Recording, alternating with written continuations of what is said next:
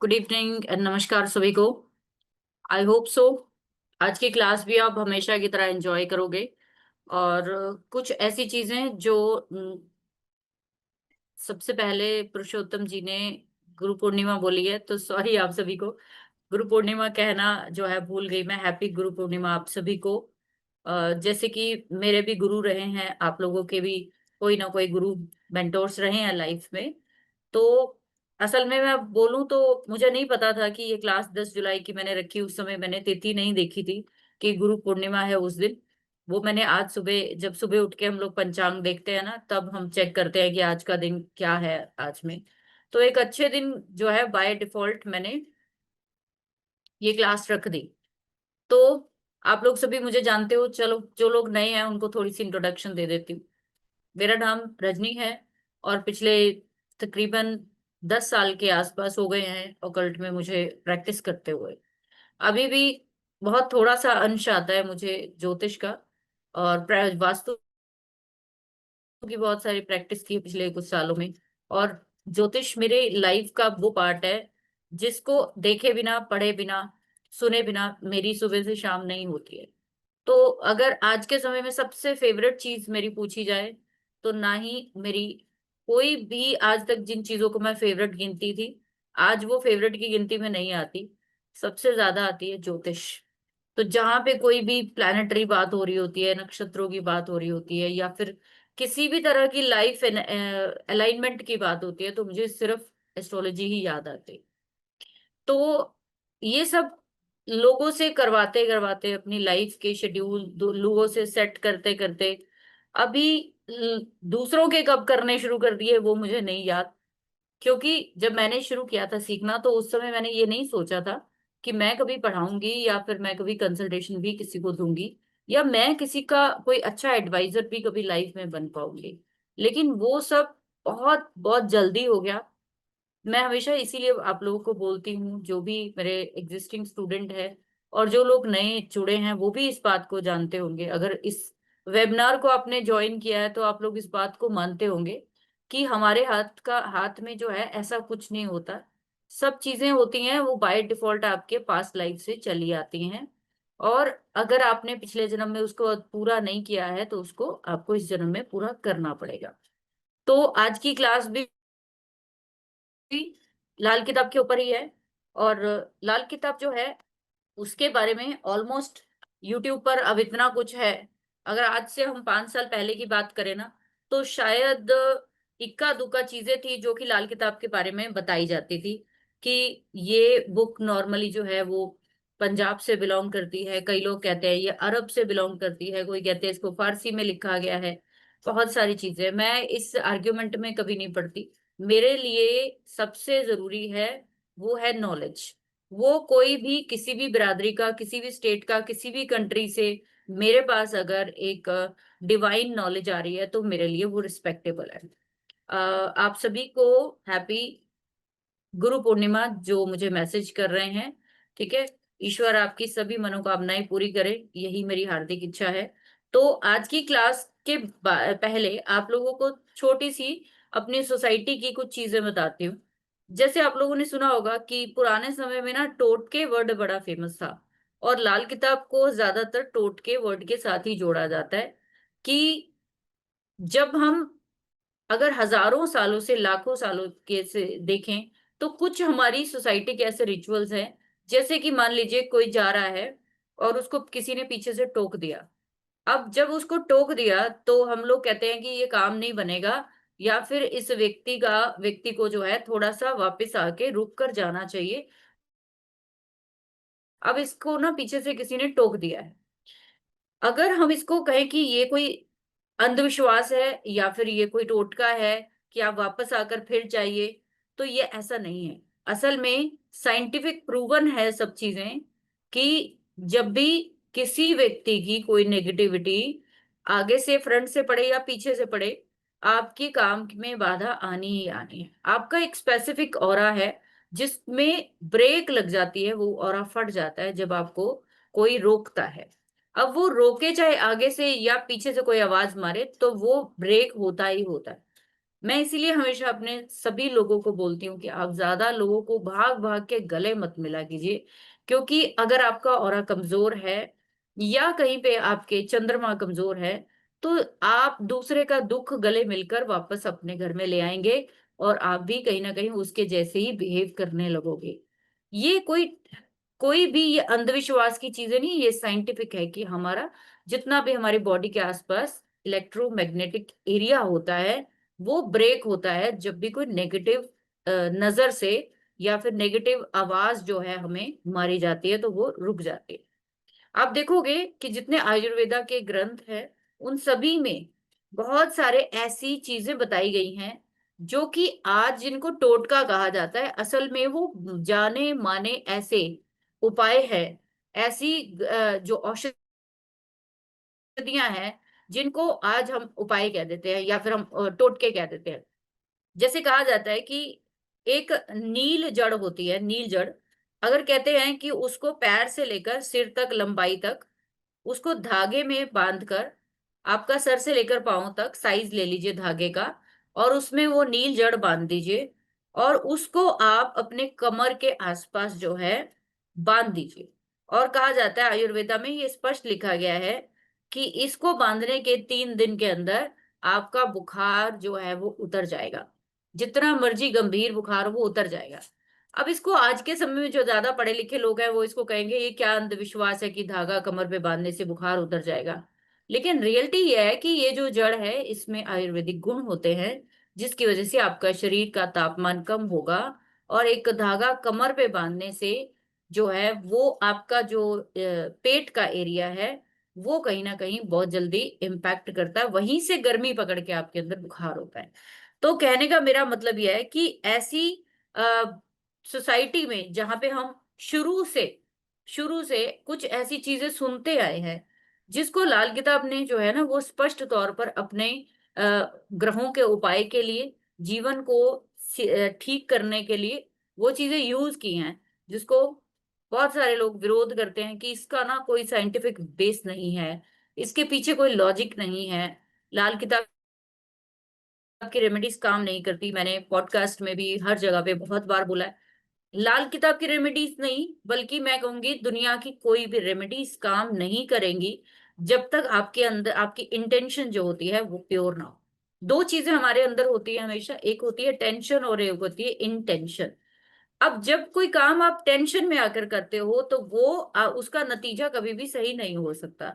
लेकिन जब आप इंटेंशनली कोई काम करते हो, गुडविल के साथ करते हो, तो वो काम आपका सक्सेसफुल जरूर होता है। तो ये सब चीजें जो है लाल किताब में इतना क्लैरिटी के साथ बताई गई हैं, बहुत सिंपली बताई गई हैं। स्टार्टिंग में जब भी मैंने लाल किताब सीखी थी तो मुझे भी ऐसा लगा था कि इसमें ना ग्रहों के बहुत आसान आसान उपाय हैं, और बस उसको करो और जिंदगी सफल हो जाती है। बट ऐसा नहीं है, ऐसा बिल्कुल भी नहीं है। आपको कोई भी उपाय करने से पहले आपको अपनी कुंडली की जड़ जो है वो समझनी पड़ेगी, कि आपकी कुंडली की जड़ असल में है क्या, रूट कॉज क्या है। अब ये रूट कॉज पहचानने का लाल किताब में बहुत सरल एक तरीका बताया गया है, जिसको आप परमानेंट अगर इस रूट कॉज को समझना चाहते हो तो आपको लगन कुंडली देखनी चाहिए। अगर आप इसको वार्षिक तौर पर या ईयरली समझना चाहते हो तो आपको वर्षफल कुंडली जो है वो समझनी चाहिए। दो तरह की कुंडलियां ही इसमें काम करती हैं। जैसे हम लोग वैदिक एस्ट्रोलॉजी में ईयरली चार्ट बनाते हैं, ऐसे ही इसका भी ईयरली चार्ट को हम वर्षफल बोलते हैं। तो सबसे पहले कि लाल किताब कुंडली जो है वो होती क्या है, आप सभी को छोटा छोटा मैं डिस्क्रिप्शन देती हूँ ताकि आपको समझ में आ जाए। आप लोग स्क्रीन पे देख रहे हो, दो तरह की कुंडलियां हैं, जिसमें एक ट्रेडिशनल कुंडली है, दूसरी लाल किताब कुंडली है। ट्रेडिशनल कुंडली जिसमें डिग्रीज हैं, जिसमें जो है स्टार लगे हुए हैं, जिसमें कॉम्बिनेशन जो है राशियों के विद रिस्पेक्ट बताए गए हैं, कि लगन 7 नंबर से शुरू हो रहा है, सेकंड हाउस में जो है वो 8 नंबर है, थर्ड हाउस में 9 नंबर है। इस तरीके से राशियों से कुंडली शुरू होती है। हमारी जो लाल किताब में कुंडली है, इसको ऐसा नहीं है कि लाल किताब में पहली बार इसको दर्शाया गया है या ये कोई चमत्कार है कि लाल किताब में बताया गया, नहीं। काल पुरुष कुंडली को हमारे जितने सप्तऋषि हुए हैं सबने इसको अपनाने की सलाह दी कि सबसे पहले काल की कुंडली को देखा जाना चाहिए। बहुत सारे लोग कहते हैं कि काल का मतलब भगवान विष्णु के साथ जोड़ा जाता है, कि भगवान विष्णु की कुंडली है ये। और आपको इसमें अगर किसी की लाइफ का कोई भी लाइफ स्पैन देखना है तो आपको बिना राशि के देखना चाहिए, उसके बाद आप राशि ऐड करिए। बट लाल किताब में ये जड़ से चीजें हटा दी। इनका कहना है कि आप डिग्री भी भूल जाइए और राशियां भी भूल जाइए, नक्षत्र भी भूल जाइए। आप सिर्फ और सिर्फ आप पहले घर को एक नंबर मानकर उसको लगन मानिए। यानी कि यूनिवर्सल जो है वो सारे जो कुंडलियों के लगन को एक नंबर माना गया। फर्क क्या आएगा? फर्क आएगा प्लेसमेंट का, प्लैनेट्स का। क्योंकि लाल किताब में हर भाव को एक अलग नाम से बुलाया जाता है। जैसे पहला घर है, इसको तख्त बोला गया है।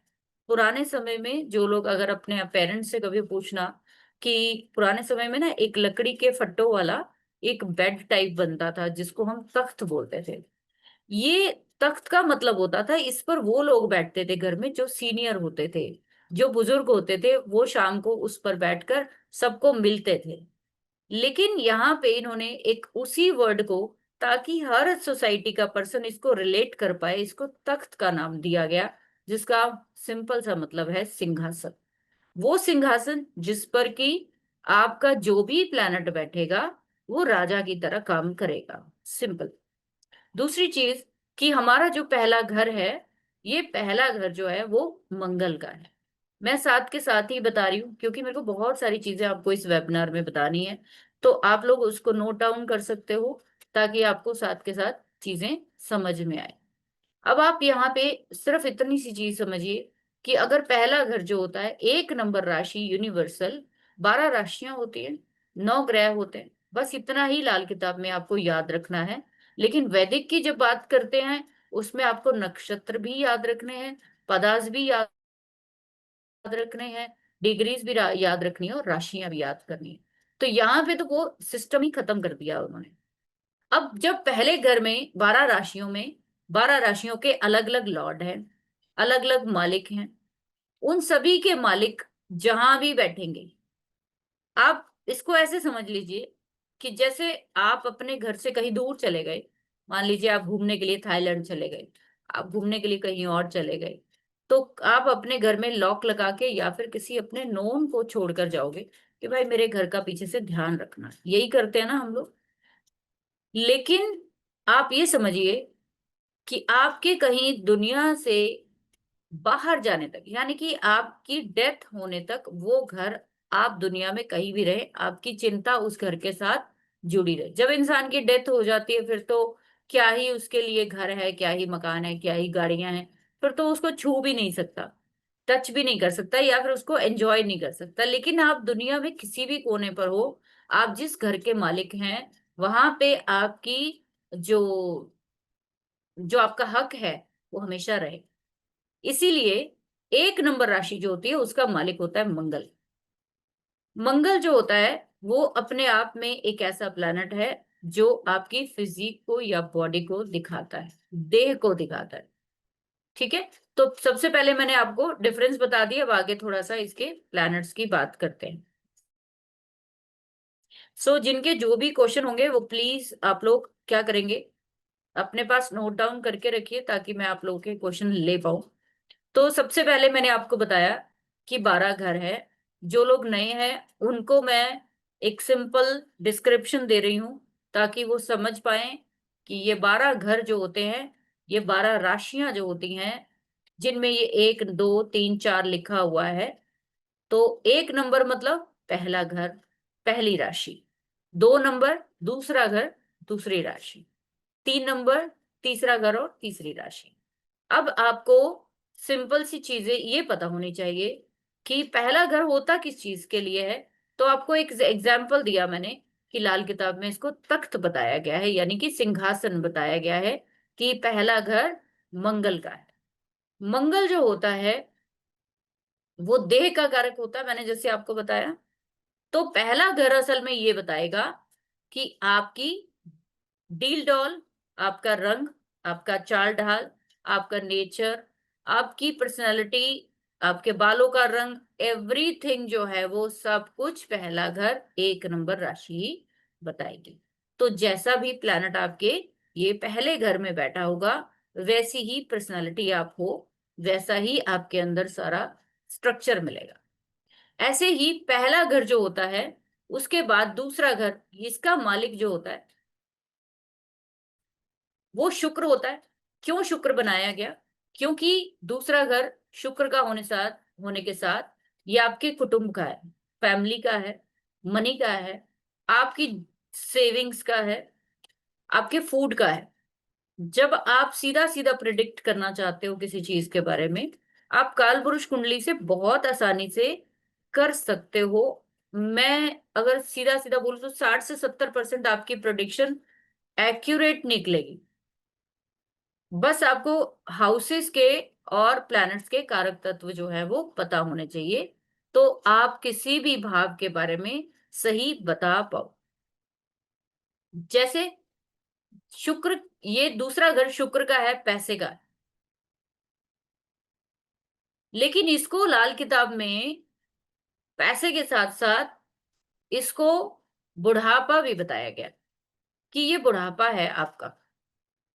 बहुत सारे लोग जब हमें ये पूछते हैं कि आपका मेरा जीवन में लास्ट में कैसा निकलेगा, या मेरे जीवन में मेरी फैमिली मेरा साथ देगी नहीं देगी, ये जो दूसरा घर है ये आपके बुढ़ापे की कंडीशन को दिखाता है। एज पर लाल किताब, आपका बुढ़ापा कैसा कटेगा, आपके फैमिली के बंदे कितने आसपास होंगे।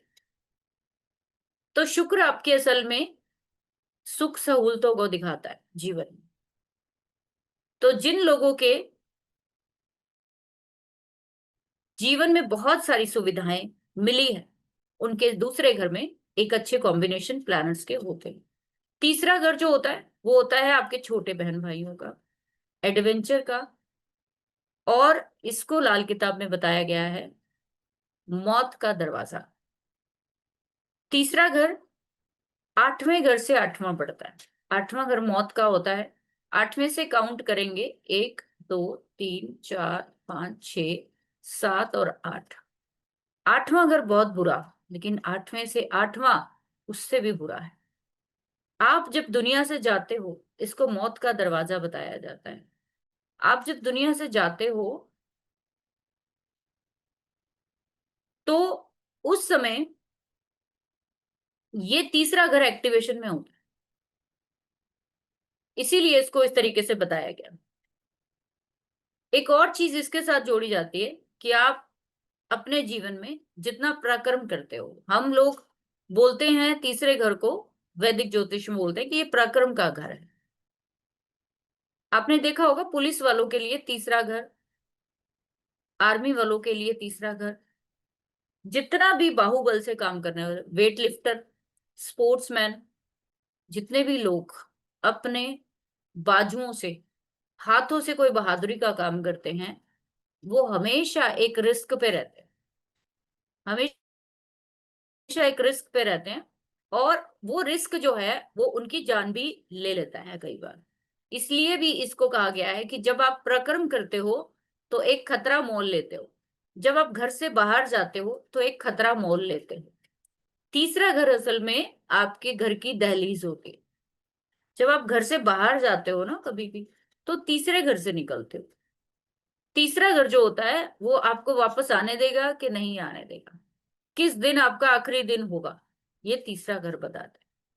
बहुत सारी चीजें बताने वाली है, अभी सिर्फ आपको छोटी छोटी चीजें बता रही हूँ ताकि आप थोड़ा रिलेट कर पाओ, उसको एब्जॉर्व कर पाओ, समझ सको कि कैसे कितनी खूबसूरती से किसी हाउस को लाल किताब में डिस्क्राइब किया गया है, जिसको कुछ भी एमए बोलकर जो है वो इग्नोर किया जाता है। चौथा घर, जिसको लाल किताब में बोला गया है माता के गोद का जमाना। माता का गोद यानी जब आपका जन्म हुआ, आपका बचपन, ये सब चीजें चौथा घर बताता है। आपकी मदर जब आपको गर्भाशय में पालती है, आपका 9 महीने को आपको जब वो अपने पेट में रखती है, जब आपका 4th हाउस अफ्लिक्शन में होता है, जब चौथे घर में चंद्रमा के दुश्मन प्लैनेट बैठते हैं, उस समय पर आपकी प्रेगनेंसी या आपकी मदर की प्रेगनेंसी खतरे में होती। तो इस तरीके से चौथे को, और दूसरा, ये जो पहले चार घर है, एक, दो, तीन, चार, ये जो चार घर है पहले, ये सारा का सारा आपके बचपन के हालात दिखाते हैं।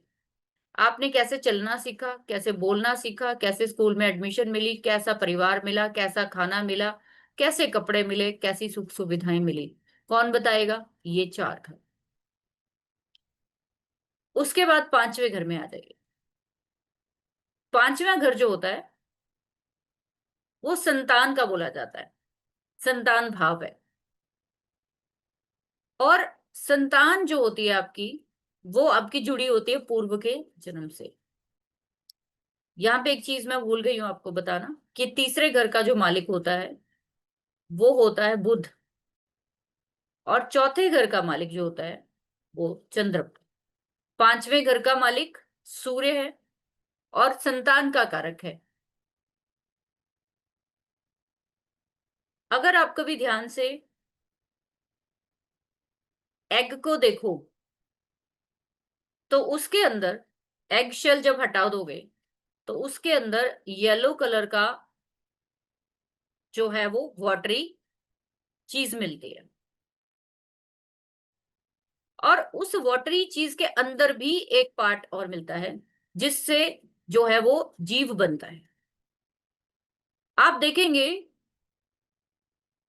कि बहुत सारे लोगों का आपने सुना होगा, ये जो फीमेल के अंदर एग्स बनते हैं, या मेल्स के अंदर जो स्पर्म काउंट होता है, उसका सीधा सीधा कनेक्शन इस घर के साथ। बहुत सारे लोग कहेंगे कि वो तो सातवीं राशि से जोड़ा जाता है, बिल्कुल जोड़ा जाता है। लेकिन जब आपके पास सातवें घर में या सातवें घर की जुड़ी हुई चीजें कम हो जाती हैं, तो उसका सारा असर पांचवें घर पे पड़ता है। तो पांचवें घर को पूर्व के जन्म के साथ भी जोड़ा जाता है। आपकी स्किल, आपकी नॉलेज, इंटेलिजेंस, आपने कितने घरों के दीपक जो है वो बुझाए हैं, कितनों के जलाए हैं, कितनों के घर जो है वो आबाद किए हैं। जब पांचवें घर में आप देखेंगे मेलेफिक्स आ जाते हैं, इंसान के जीवन में सबसे बड़ा पंगा जो होता है वो खुशी का होता है। जब पांचवा घर जो संतान के साथ जुड़ता है, और यहाँ पे शनि जैसे, राहु जैसे प्लैनेट होते हैं, तो ये बच्चे होने के बाद आपका जीवन बहुत ज्यादा तहस नहस होने लगता है। क्योंकि लाल किताब में एक चीज बहुत स्पष्ट बताई गई कि कोई भी भाव अपनी एक पर्टिकुलर एक्टिविटी से जागेगा।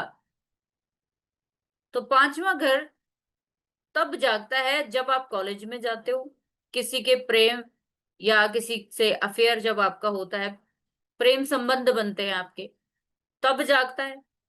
और साथ के साथ जब आपका बच्चा होता है, तो वो आपको पिछले पूरे जो जिंदगी के कच्चे चिट्ठे जो है वो आपके सामने आने शुरू हो जाते। छठा घर, इसको पाताल बोला गया। पाताल का घर क्यों है? क्योंकि यहाँ पे हमारे षड्रिपु हैं, हमारे छह तरह के ऐसे कर्जे हैं जो हमें चुकाने होते हैं, जिनको चुकाए बगैर आप इस जिंदगी से नहीं जा सकते। आप देखेंगे कि छठा घर जो होता है ना, कहते हैं कि इसमें जो भी प्लैनेट होते हैं, या ये जो छठा घर पाताल का है, एक बहुत इंटरेस्टिंग चीज आपको बताती हूँ कि 6, 8 और 12, 6, 8 और 12, ये तीनों घर जो है ना रहस्यमय घर है। इनमें कहा जाता है कि जो भी गुप्त चीजें हैं, जो भी गुप्त चीजें हैं, उनको ओपन मत करिए। उनको छेड़िए मत। जैसे छठे घर में चंद्रमा का बहुत बहुत रील्स आपने सुनी होंगी कि चंद्रमा छठे घर में है तो ना पानी का दान मत करिए, दूध का दान मत करिए। इसका मतलब ये नहीं है कि पानी का दान नहीं करिए, दूध का दान नहीं करिए, ऐसा नहीं है। चंद्रमा असल में आपकी माँ का कारक है, चंद्रमा नानी का कारक है, आपकी सास का कारक है। यहाँ पे सिंपल सा एक फिलॉसफी है कि आपको कोई भी चंद्रमा से जुड़ी हुई एक्टिविटी नहीं करनी चाहिए, उसको गुप्त रखना चाहिए। यानी अगर आपकी नानी, आपकी माँ, आपकी सास की कोई कहानी है या उसकी कहानियां दूसरों के साथ शेयर मत करिए। तो आपके जीवन में क्या होगा, तकलीफें शुरू हो जाएंगी। लोग सिर्फ चंद्रमा की चीजें बांटने को मना कर रहे हैं, असल में चंद्रमा यहाँ मानसिक स्थिति को दिखा रहा है आपके। आपके मन का कारक प्लेनेट 6 8 12 में बैठेगा तो वो आपको डिप्रेशन में डालेगा, आपको इनका सुख नहीं लेने देगा। लोग इसको उल्टी साइड लेकर जाते हैं कि चंद्रमा 6 में है तो दूध का पानी मत, दूध मत दान करिए, तालाब मत करवाइए, बावड़ी मत बनवाइए। बट मैं आपको एक बहुत अच्छी रेमेडी बताती हूँ कि अगर किसी का भी चंद्रमा राहु या चंद्रमा यहाँ बैठा है, वो अपने जीवन से रोगों को दूर करना चाहता है, बीमारियों को, कर्जे को दूर करना चाहता है, आप पानी का जो सोर्स है वो आप एक धर्म स्थान पर लगवाइए। आप देखेंगे जिस दिन से आप धर्म स्थान पर वो पानी की टैप लगवा देंगे, उस दिन से आपके जो भी हिडन जो बीमारियां हैं, जो भी आपके जीवन की चीजें हैं, वो रेक्टिफाई होनी शुरू हो जाएंगी, वो ठीक होनी शुरू हो जाएंगी। बहुत ही गलत तरीके से इस चीज को प्रेजेंट किया गया है सोसाइटी में। कुछ भी फेमस होने के लिए कुछ भी बोलेंगे हम और उसका लॉजिक नहीं देंगे। कारण क्या है कि छठे घर को लाल किताब में केतु के साथ भी जोड़ा जाता है। घर किसका है, ये बुध का, लेकिन ये घर केतु का भी है एज पर लाल किताब। तो जब आप देखोगे कि यहाँ पे अगर चंद्रमा आया है तो वो बुध के घर में अपने दुश्मन के घर में आया है, केतु के घर में अपने दुश्मन के घर में आया है। आपके पास आपके घर में चंद्रमा को पैसा लोगे, माँ लोगे, या फिर नानी लोगे, या अपने जीवन में कुछ भी ले लो, इन सब चीजों की क्या हो जाएगी, कमी हो जाएगी। कितने लोग हैं चंद्रमा 6 वाले, मुझे एक भी बंदा दिखा देना जो इंसान जो है वो भर भर के दान कर रहा हो। होता ही नहीं है उनके पास, दान क्या करेंगे वो, होता ही नहीं है उनके पास। 6 8 12 वालों को पूछ के देखना कितना दान करते हैं ये लोग, कर ही नहीं पाते, वो इस कैपेबल ही नहीं होते। लेकिन जिस दिन से वो करने लगते हैं उसी दिन से उनके जीवन की पीड़ा जो है वो खत्म होती है। हर चीज के पीछे सिर्फ ये सोच के या कहीं पे कुछ बोला गया है तो उसके पीछे रिसर्च जरूर करनी चाहिए।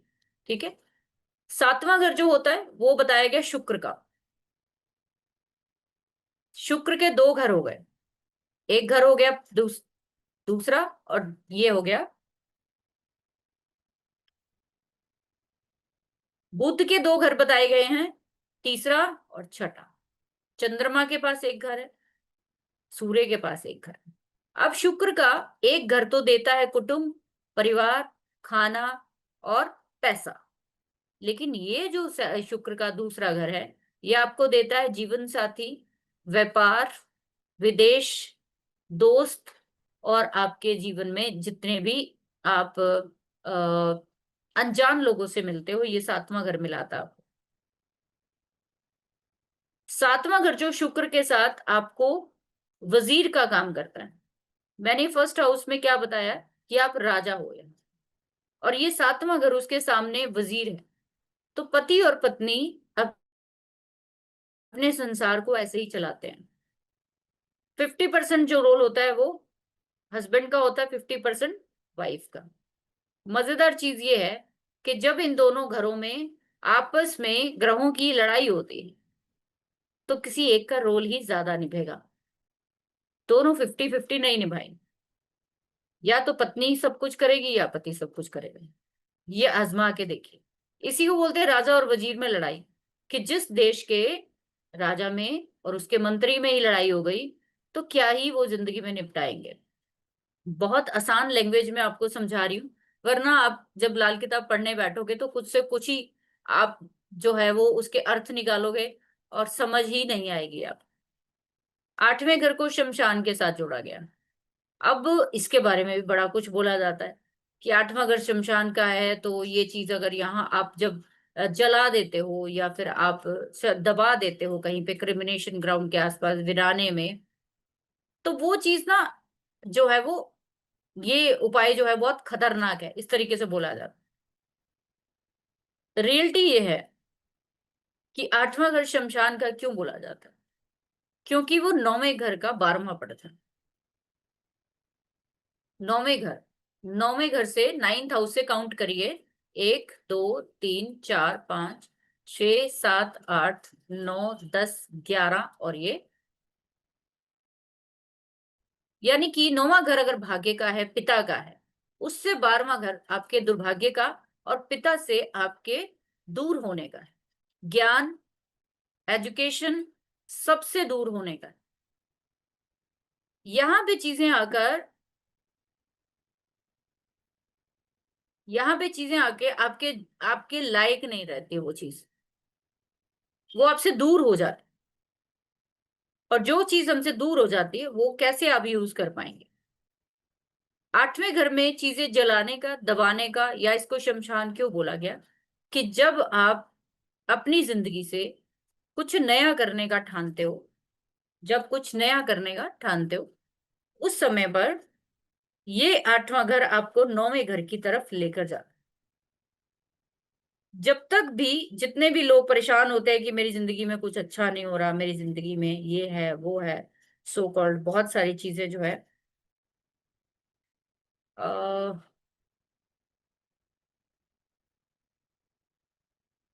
किसी को क्या बोलते हैं शिवम, किसी मोनिका जी ने भी पे किया था क्या, उनका मैसेज आ रहा है कि उनको लिंक नहीं आया। एक बार कंफर्म कर लेते हैं मैम। चलो कोई बात नहीं, मैं कर देती हूँ, छोड़ जी दो। जी। कोई बात नहीं, मैं एक सेकंड होल्ड करके कर देती हूँ। श्योर।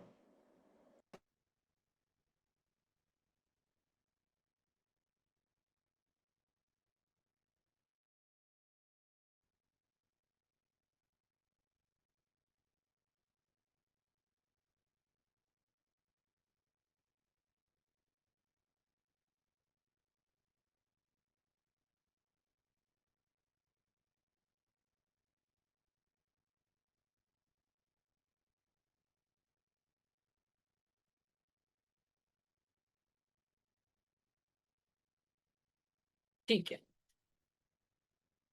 तो आठवां घर जो होता है वो असल में यहाँ पे चीजें आके खत्म हो जाती है लगभग। आठवें घर को ससुराल भी बोलते हैं, ट्रांसफॉर्मेशन भी बोलते हैं, ऑकल्ट के लिए बड़ा इंपॉर्टेंट समझते हैं। लेकिन असल में ऑकल्ट का इससे कुछ खास लेना देना नहीं है। ऑकल्ट का सबसे ज्यादा लेना देना पांचवें घर से है। ऑकल्ट का सबसे ज्यादा लेना देना जो है वो आठवें घर की दशाओं में इंसान ऑकल्ट में आता है। ऐसा देखा है मैंने 90% लोगों को ऑकल्ट में आता है। क्यों आता है, इसलिए लोग इसको जोड़ देते हैं। असल में आठवें घर की दशा में आपको वो पीड़ा मिलती है, वो तकलीफें मिलती है, जिनसे बाहर आना आपके लिए जो है वो जरूरी हो जाता है। जैसे आठवें घर को ससुराल के साथ जोड़ते हैं हम लोग के, इन लॉज है, चाहे लड़के का हो लड़की का हो। जब एक फीमेल का या मेल की शादी होती है तो उसके जीवन में एक नई फैमिली ऐड होती है, तो वो आपका यही घर है। अब इस नई फैमिली को आप जानते नहीं हो, अच्छे से पहचानते नहीं हो। चलो आप मान लो जानते भी हो 2 साल से, 4 साल से, 10 साल से, फिर भी आप जब किसी फैमिली के अंदर रहते हो 24 घंटे, तब आप उसकी चीजों को जानने की कोशिश करते हो, तब आप उसको पहचानते हो। जैसे बहुत बार रिश्ता होता है तो हम लोग कहते हैं ना कि पहले तो ऐसे नहीं थे, लेकिन अब ये इनका कुछ रूप अलग ही निकल के आ रहा है।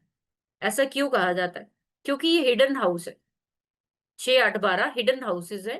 इनकी एक्टिविटी आपको यहाँ जाके ही पता चलेंगी। जो लोग साधना करते हैं वो शमशान जाके अपना डर दूर करते हैं।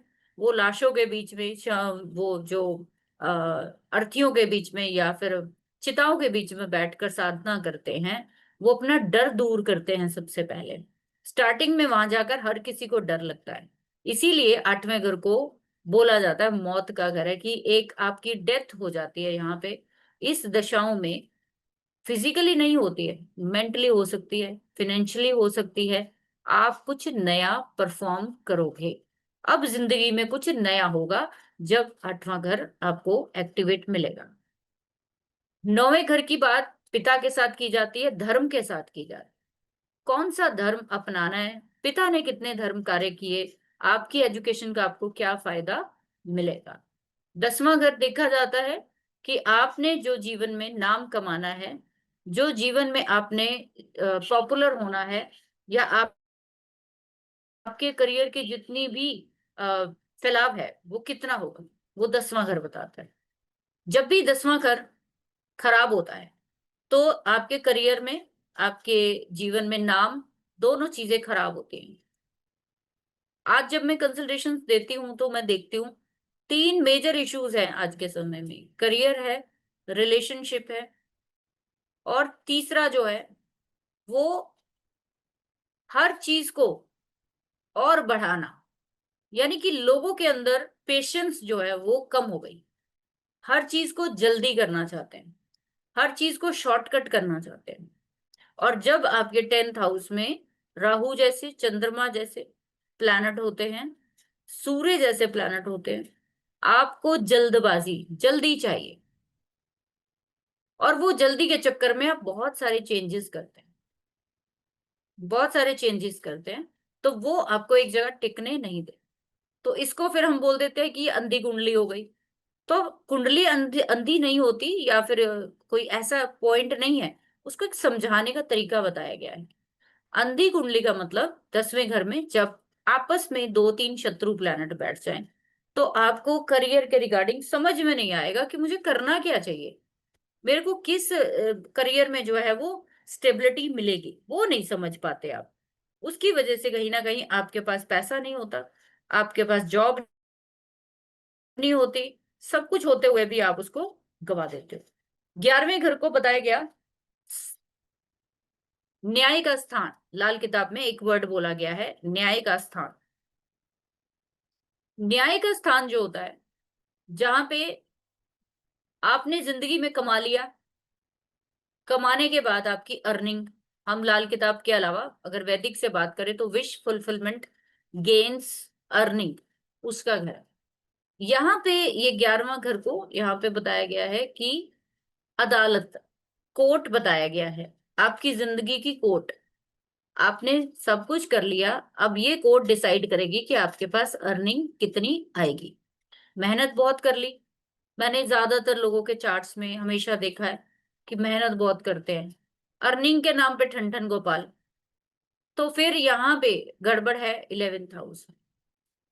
तो कहाँ मामला फंस जाता है, कोर्ट में फंस जाता है। यहाँ के जो जज है, वकील है, वो आपको अर्निंग नहीं देना चाहते, आपको उसका फल नहीं मिल पाता। 12वां घर समाधि के साथ जोड़ा गया, वो समाधि जो आप हर चीज से छूटने के लिए करते हो। जैसे एक इंसान सारा दिन जब जॉब करके आता है, पूरा दिन दिहाड़ी लगा के या पूरा दिन ऑफिस में खप के आता है, इतना लंबा चौड़ा ट्रैफिक एंड ऑल सब कुछ फेस करके आता है, तो उसकी एक ही ख्वाहिश होती है, अपने बेडरूम में जाकर खाना भी वहीं आ जाए, वहीं पे बैठकर वो सब कुछ। उस समय वो कोई भी बाहर की चीज सुनना पसंद नहीं करता। अब उसकी आरामगाह, इसको 12वें घर को आरामगाह बोला गया। लेकिन हम लोग जो ज्योतिष में है, हम लोग जानते हैं इसको आरामगाह क्यों बोला गया है, बिकॉज ये बेडरूम है आपका। आप देखिए कि यहाँ पे इसको समाधि क्यों बोला, कि वो नींद जिसमें आप कुछ नहीं सोचना चाहते, जिसमें आप कोई डिस्टरबेंस नहीं चाहते, जहां पे आप सब कुछ छोड़ देते हो, वो 12वां घर है। इसीलिए इसको चैरिटी के साथ जोड़ते हैं, इसीलिए इसको बहुत सारी चीजों के साथ जोड़ते हैं, लेट गो कर दो। लेकिन रियलिटी ये है कि यहाँ पे आनंद का आपका हाउस है, कुछ नहीं चाहिए, फ्रीडम चाहिए, फ्री विल चाहिए, कि कोई कुछ ना करे। ठीक है, अभी आप लोग देखोगे कि मैंने जैसे भावों के बारे में आपको बताया, और आप लोगों को एक मैं न्यूज दे दूं कि हम लोग लाल किताब का कोर्स 27 जुलाई से स्टार्ट करेंगे। इसकी फीस जो है, आप लोग मैसेज करके जो है वो पूछ सकते हो। फीस मैं यहाँ नहीं शो कर रही हूँ क्योंकि मुझे ये चीज नहीं अच्छी लगती है कि मैं पब्लिक प्लेटफॉर्म पे इस तरह की से फीस शेयर करूँ। आप लोग अगर इस कोर्स को करना चाहते हो, A to Z कोर्स है ये। इसमें कोई बेसिक नहीं, कोई कुछ नहीं। इसमें total A to Z course होगा, जीरो से स्टार्ट होगा और वो एंड प्रिडिक्टिव लेवल तक, यानी कि लाइफ के जितने इवेंट्स हैं उनको सब प्रिडिक्ट करने का होगा। 27 जुलाई से हम लोग करेंगे, और डेज में 3 डेज इसकी क्लासेस रहेंगी हफ्ते में, और ये रात को 9 बजे की क्लासेस रहेंगी। तो आप लोग जो भी ज्वाइन करना चाहते हो वो टीम के साथ कनेक्ट कर सकते हैं, आप लोगों को सारी इंफॉर्मेशन मिल जाएगी। बट ये फुल फ्लेज्ड कोर्स होगा।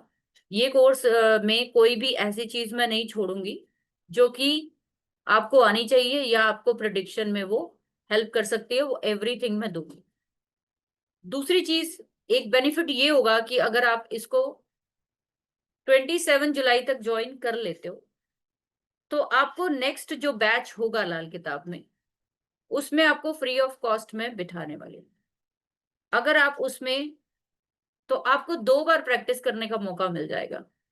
एक के साथ दूसरा कोर्स जो है वो फ्री ही मिलने वाला है।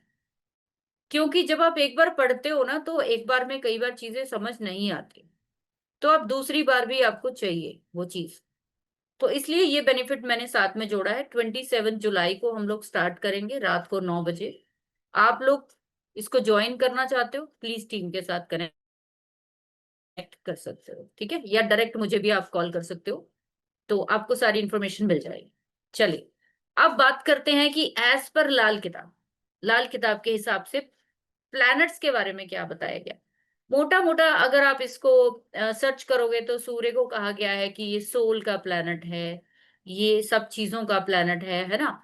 गवर्नमेंट का, यही सब चीजें देखते हो आप हमेशा, कॉन्फिडेंस का, फादर का, और जितने भी गवर्नमेंट डिप्लोमेट्स होते हैं ये सब। लेकिन लाल किताब में इन प्लैनेट्स को इस तरीके से नहीं बताया गया। तो फिर कैसे बताया गया?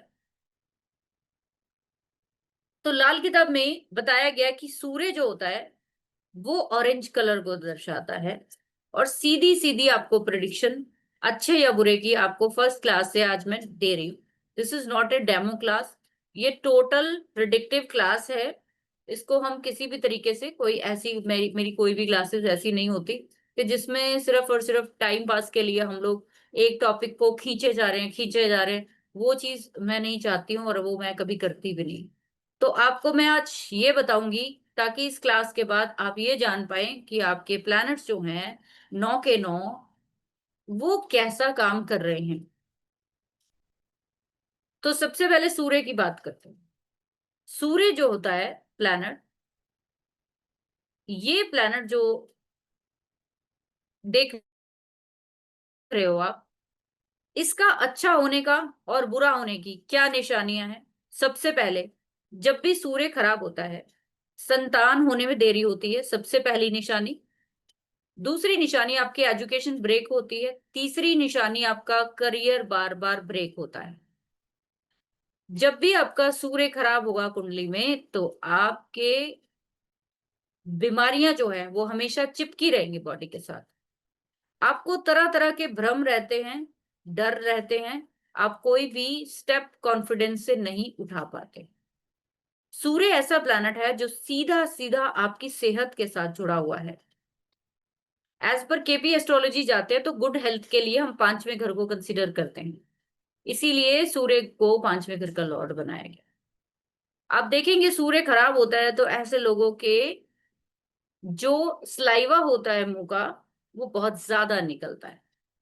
बात बात पर थूक जो है उनके मुंह से निकलता है। जब भी सूर्य जो है खराब होता है, तो आपकी फैमिली में या आपको पैरालाइज होने के बहुत चांसेस होते हैं। और इसके साथ साथ अगर सूर्य अच्छा है तो आपके अंग आपके ऑर्गन्स, आपकी बॉडी हमेशा तंदुरुस्त रहेगी।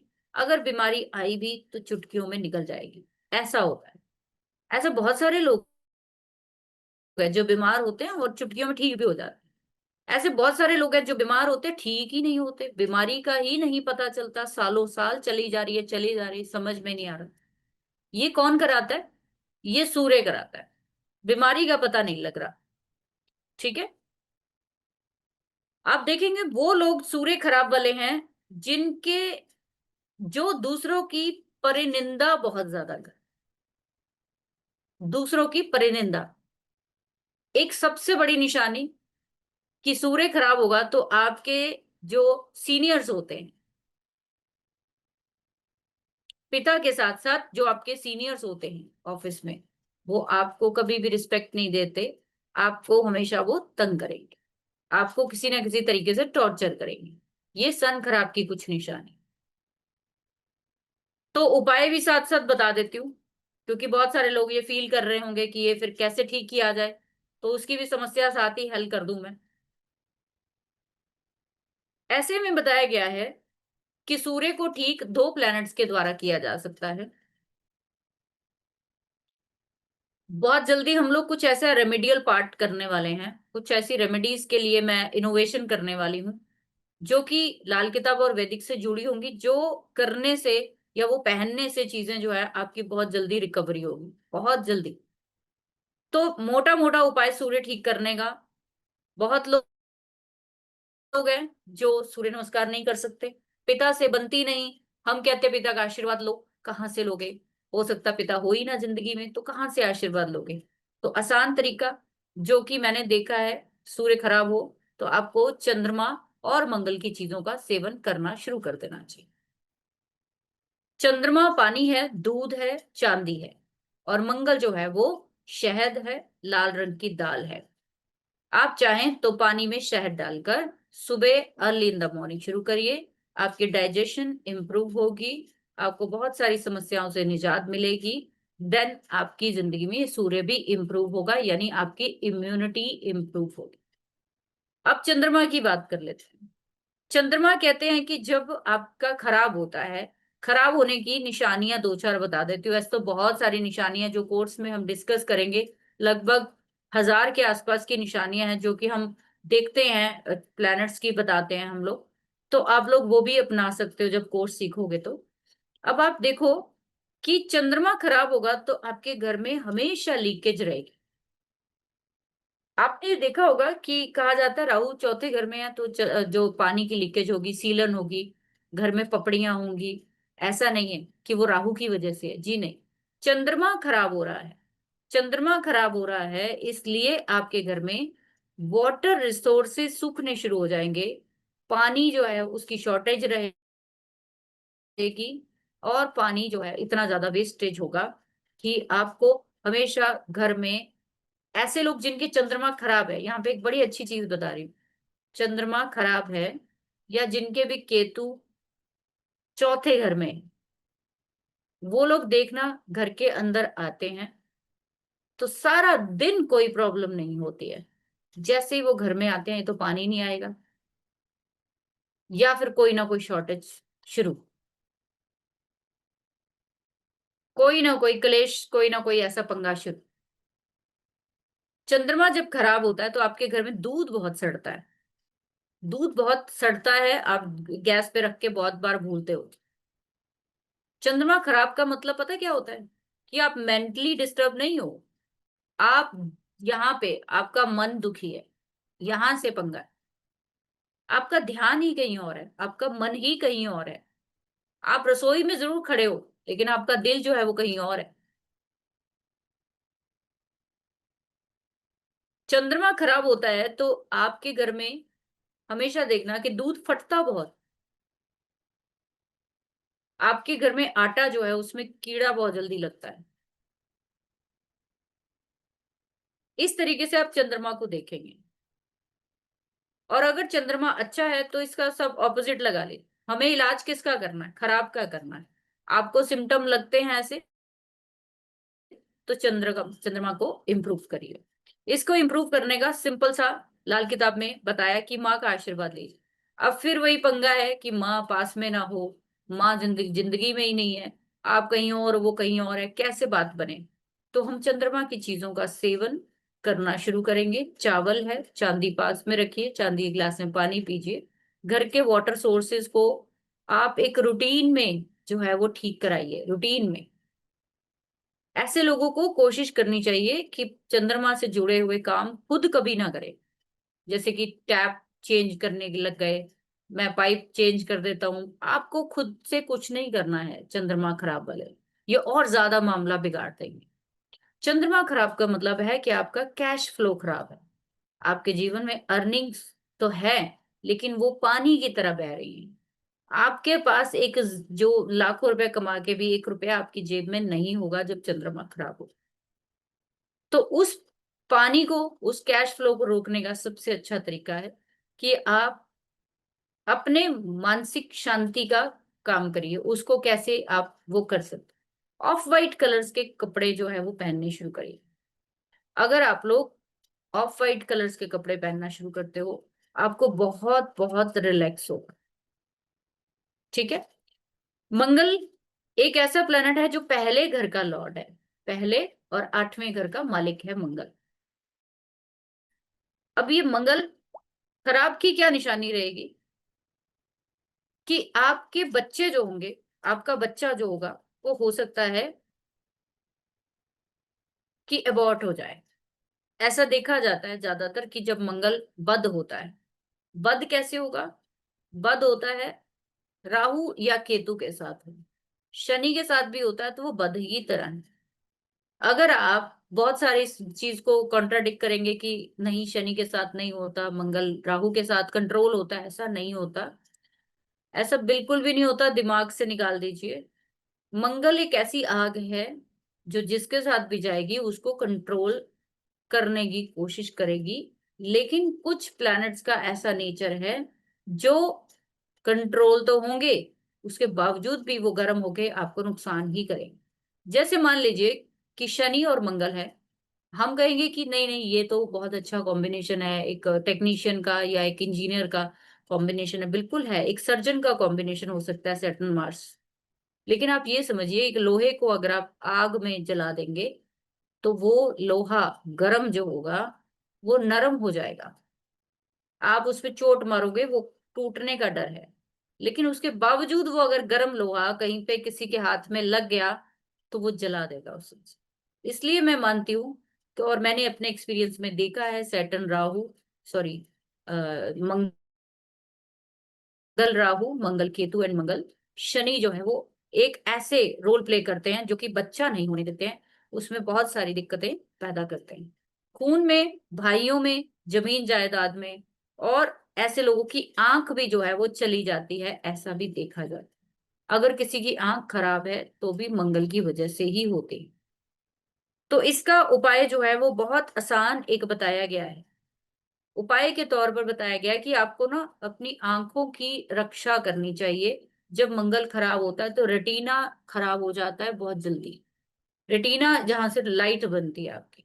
तो पुराने समय में ना एक, अब यहाँ पे जैसे मैंने स्टार्टिंग में बोला कि जिसको टोटके बोलते थे, वो असल में आयुर्वेदा के बहुत गहरे उपाय थे, बहुत माने हुए ऐसे उपाय थे जिनको हम आज टोटके बोलकर उनकी इंसल्ट कर रहे हैं। तो आयुर्वेदा में एक वाइट सुरमा पहनने के लिए, आंखों की रक्षा करने के लिए, कांच की डब्बी में वाइट सुरमा आता था। और वो आंखों की रक्षा के लिए होता था। आपकी आई साइड मोतिया या आंखों की कोई प्रॉब्लम होती थी वो ठीक हो जाती थी। अपने बुजुर्गों से कभी पूछिए कि वो डालते थे। मैंने बहुत लोगों को देखा है अपने फैमिली में कि वो कांच की छोटी सी डब्बी आती थी, उसमें एक सिलाई की तरह आता था और उसमें वो डालकर आंखों में डालते थे डेली। तो ये सब चीजें आयुर्वेदा से कुछ उपाय उठाए गए, कुछ हमारे ऋषि मुनियों के द्वारा सिद्ध किए गए। सिद्ध यानी कि उनके एक्सपीरियंस, उनके द्वारा बनाए गए। उसके बाद मंगल बद को ठीक करने के लिए आप कर सकते हो, चांदी का उपाय करिए। तो गर्मी बहुत ज्यादा होती है ऐसे लोगों में, गर्मी बहुत ज्यादा होती है। और प्लीज बीच में क्वेश्चन मत करिए आशीष जी, मैं बाद में आंसर देती हूँ। जरा थोड़ा सा मैं प्लैनेट्स का करा दूं। फिर मैं लेती हूँ आप लोगों की। तो आप क्या कर सकते हैं उसके लिए, चांदी के ग्लास में पानी पीजिए, चांदी पास में रखिए किसी भी फॉर्म में, और ऑफ वाइट कपड़े जरूर पहनिए। ज्यादातर अपनी ड्रेसिंग जो है वो ऑफ वाइट में करते हो। बुध खराब होता है तो दांत कहा जाता है खराब हो जाते हैं। दांत जो है वो टेढ़े मेढ़े होते, कीड़ा, पायरिया, ये सब चीजें बहुत ज्यादा होती, मुंह से दुर्गंध बहुत ज्यादा आती है जब बुध खराब होता है। और आत्मविश्वास, या कहते हैं कि ऐसे लोगों को थोड़ी मंद बुद्धि की तरह, जैसे मेंटली रिटार्डेड हो जाते हैं, बात समझ नहीं आती, एक बात को बार बार रिपीट करना आपने देखा होगा। बुध, जब आप किसी मेंटली रिटार्डेड या स्पेशल चाइल्ड को देखते हो तो आप देखोगे वहां बुध का ही रोल होता है, चंद्रमा बुध का रोल जो है आपको मिलेगा। तब वो इंसान का मरकरी और केतु का, चंद्रमा का, इन प्लैनेट्स का रोल प्ले होता है, तब किसी स्पेशल चाइल्ड के चार्ट में आप कभी भी नोटिस करेंगे यही होता है। तो बुध जो है वो आपकी नसों को भी दिखाता है, जो आपकी नसें होती हैं वो आपकी बुध से देखी जाती है। तो नर्वस सिस्टम जितना भी आप, नर्वस सिस्टम जो आप, हम जो जैसे मैं आपको पढ़ा रही हूँ या आप पढ़ रहे हो कोई चीज को आप समझ रहे हो, ये समझ जो आपको है ये बुध देता है। तो बुध खराब है तो चीजें समझ आनी बहुत ही मुश्किल है। खासकर अगर मैं ज्योतिष की बात करूं तो उसमें मैं बुध का बहुत बहुत बड़ा रोल प्ले देखती हूँ। आप देखिए कि बुध को लाल किताब में इतनी ज्यादा इंपॉर्टेंस दी गई है कि उनका कहना है कि इसका जो बुध का अंडा है, बुध का घेरा जो है, उसी में सारी दुनिया चली जा रही है। ठीक है।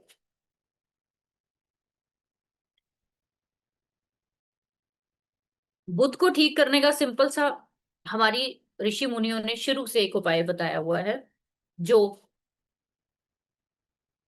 क्या है कि नाक छिदवाइए। आप देखिए लेडीज के शुरू से रिवाज है हमारी पूरी सोसाइटीज में, हिंदू, सिख, मुस्लिम, ईसाई, कोई भी ले लीजिए, नाक बिंदवाने का, नाक छिदवाने का रोल रहा है। तो बुध खराब हो तो कोई जरूरी नहीं है कि सेंटर से ही नाक छिदवाना। सेंटर से नाक छिदवाने का एक बड़ा लॉजिक था कि वो दिखता नहीं है, पहली बात तो। दूसरी चीज कि यहाँ पे एक ऐसी नस होती है जिसको काट दिया जाता है, उसको छेद करने के बाद वो कट जाती है, जिससे कि आपकी अंदर की जो ब्लॉकेज होती है, जो आपको नजला रहता है, जुकाम रहता है, जो आपकी नसें बंद है, ब्लॉकेज है, वो सारी रिमूव हो जाती है। एक प्रेशर पॉइंट है हमारा यहाँ पे सेंटर में, उसको ठीक करने के लिए ये उपाय बताया गया है। तो जब भी बुध खराब होगा तो कफ कोल्ड की बीमारी बहुत ज्यादा रहती है, इंसान को हमेशा नाक बंद रहता है। तो इसलिए बोला जाता है कि आप 90 डेज तक एटलीस्ट ये वाला पॉइंट जो है कि प्रेशर से, ये जो सोने की तार से या चांदी से इसको बिंदवा दो।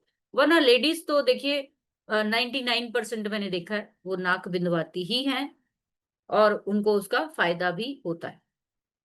बृहस्पति, बृहस्पति का सीधा सीधा संबंध जो है आपकी नॉलेज के साथ जोड़ते हैं, लेकिन साथ साथ ये कहा गया कि अगर किसी के बाल, खासकर ये वाली जगह, अगर ये वाली चोटी वाली जगह जो है, अगर वो खाली हो जाए यानी गंजा हो जाए वहां से इंसान, तो वो बृहस्पति खराब की निशानी है। और ऐसे लोग जो कि धागे, ताबीज, माला, बहुत सारी तरह की चीजें गले में डाल डाल के घूम रहे, आपने देखा होगा कई लोगों को रुद्राक्ष भी डाले हुए हैं, क्रिस्टल भी डाले हुए हैं, मल्टीपल चीजें डाले हुए हैं। तो आप क्या करते हो, कहीं ना कहीं आप खुद को कंफ्यूज करते हो।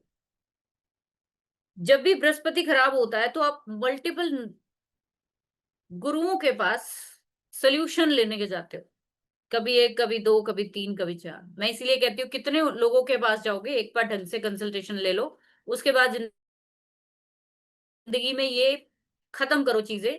क्योंकि आपका हल आपके पास ही है, किसी और के पास नहीं है। आप किसी से गाइडेंस ले सकते हो, लेकिन आप सोचो कि सारी जिंदगी आप इस तरीके से चलते रहोगे तो नहीं।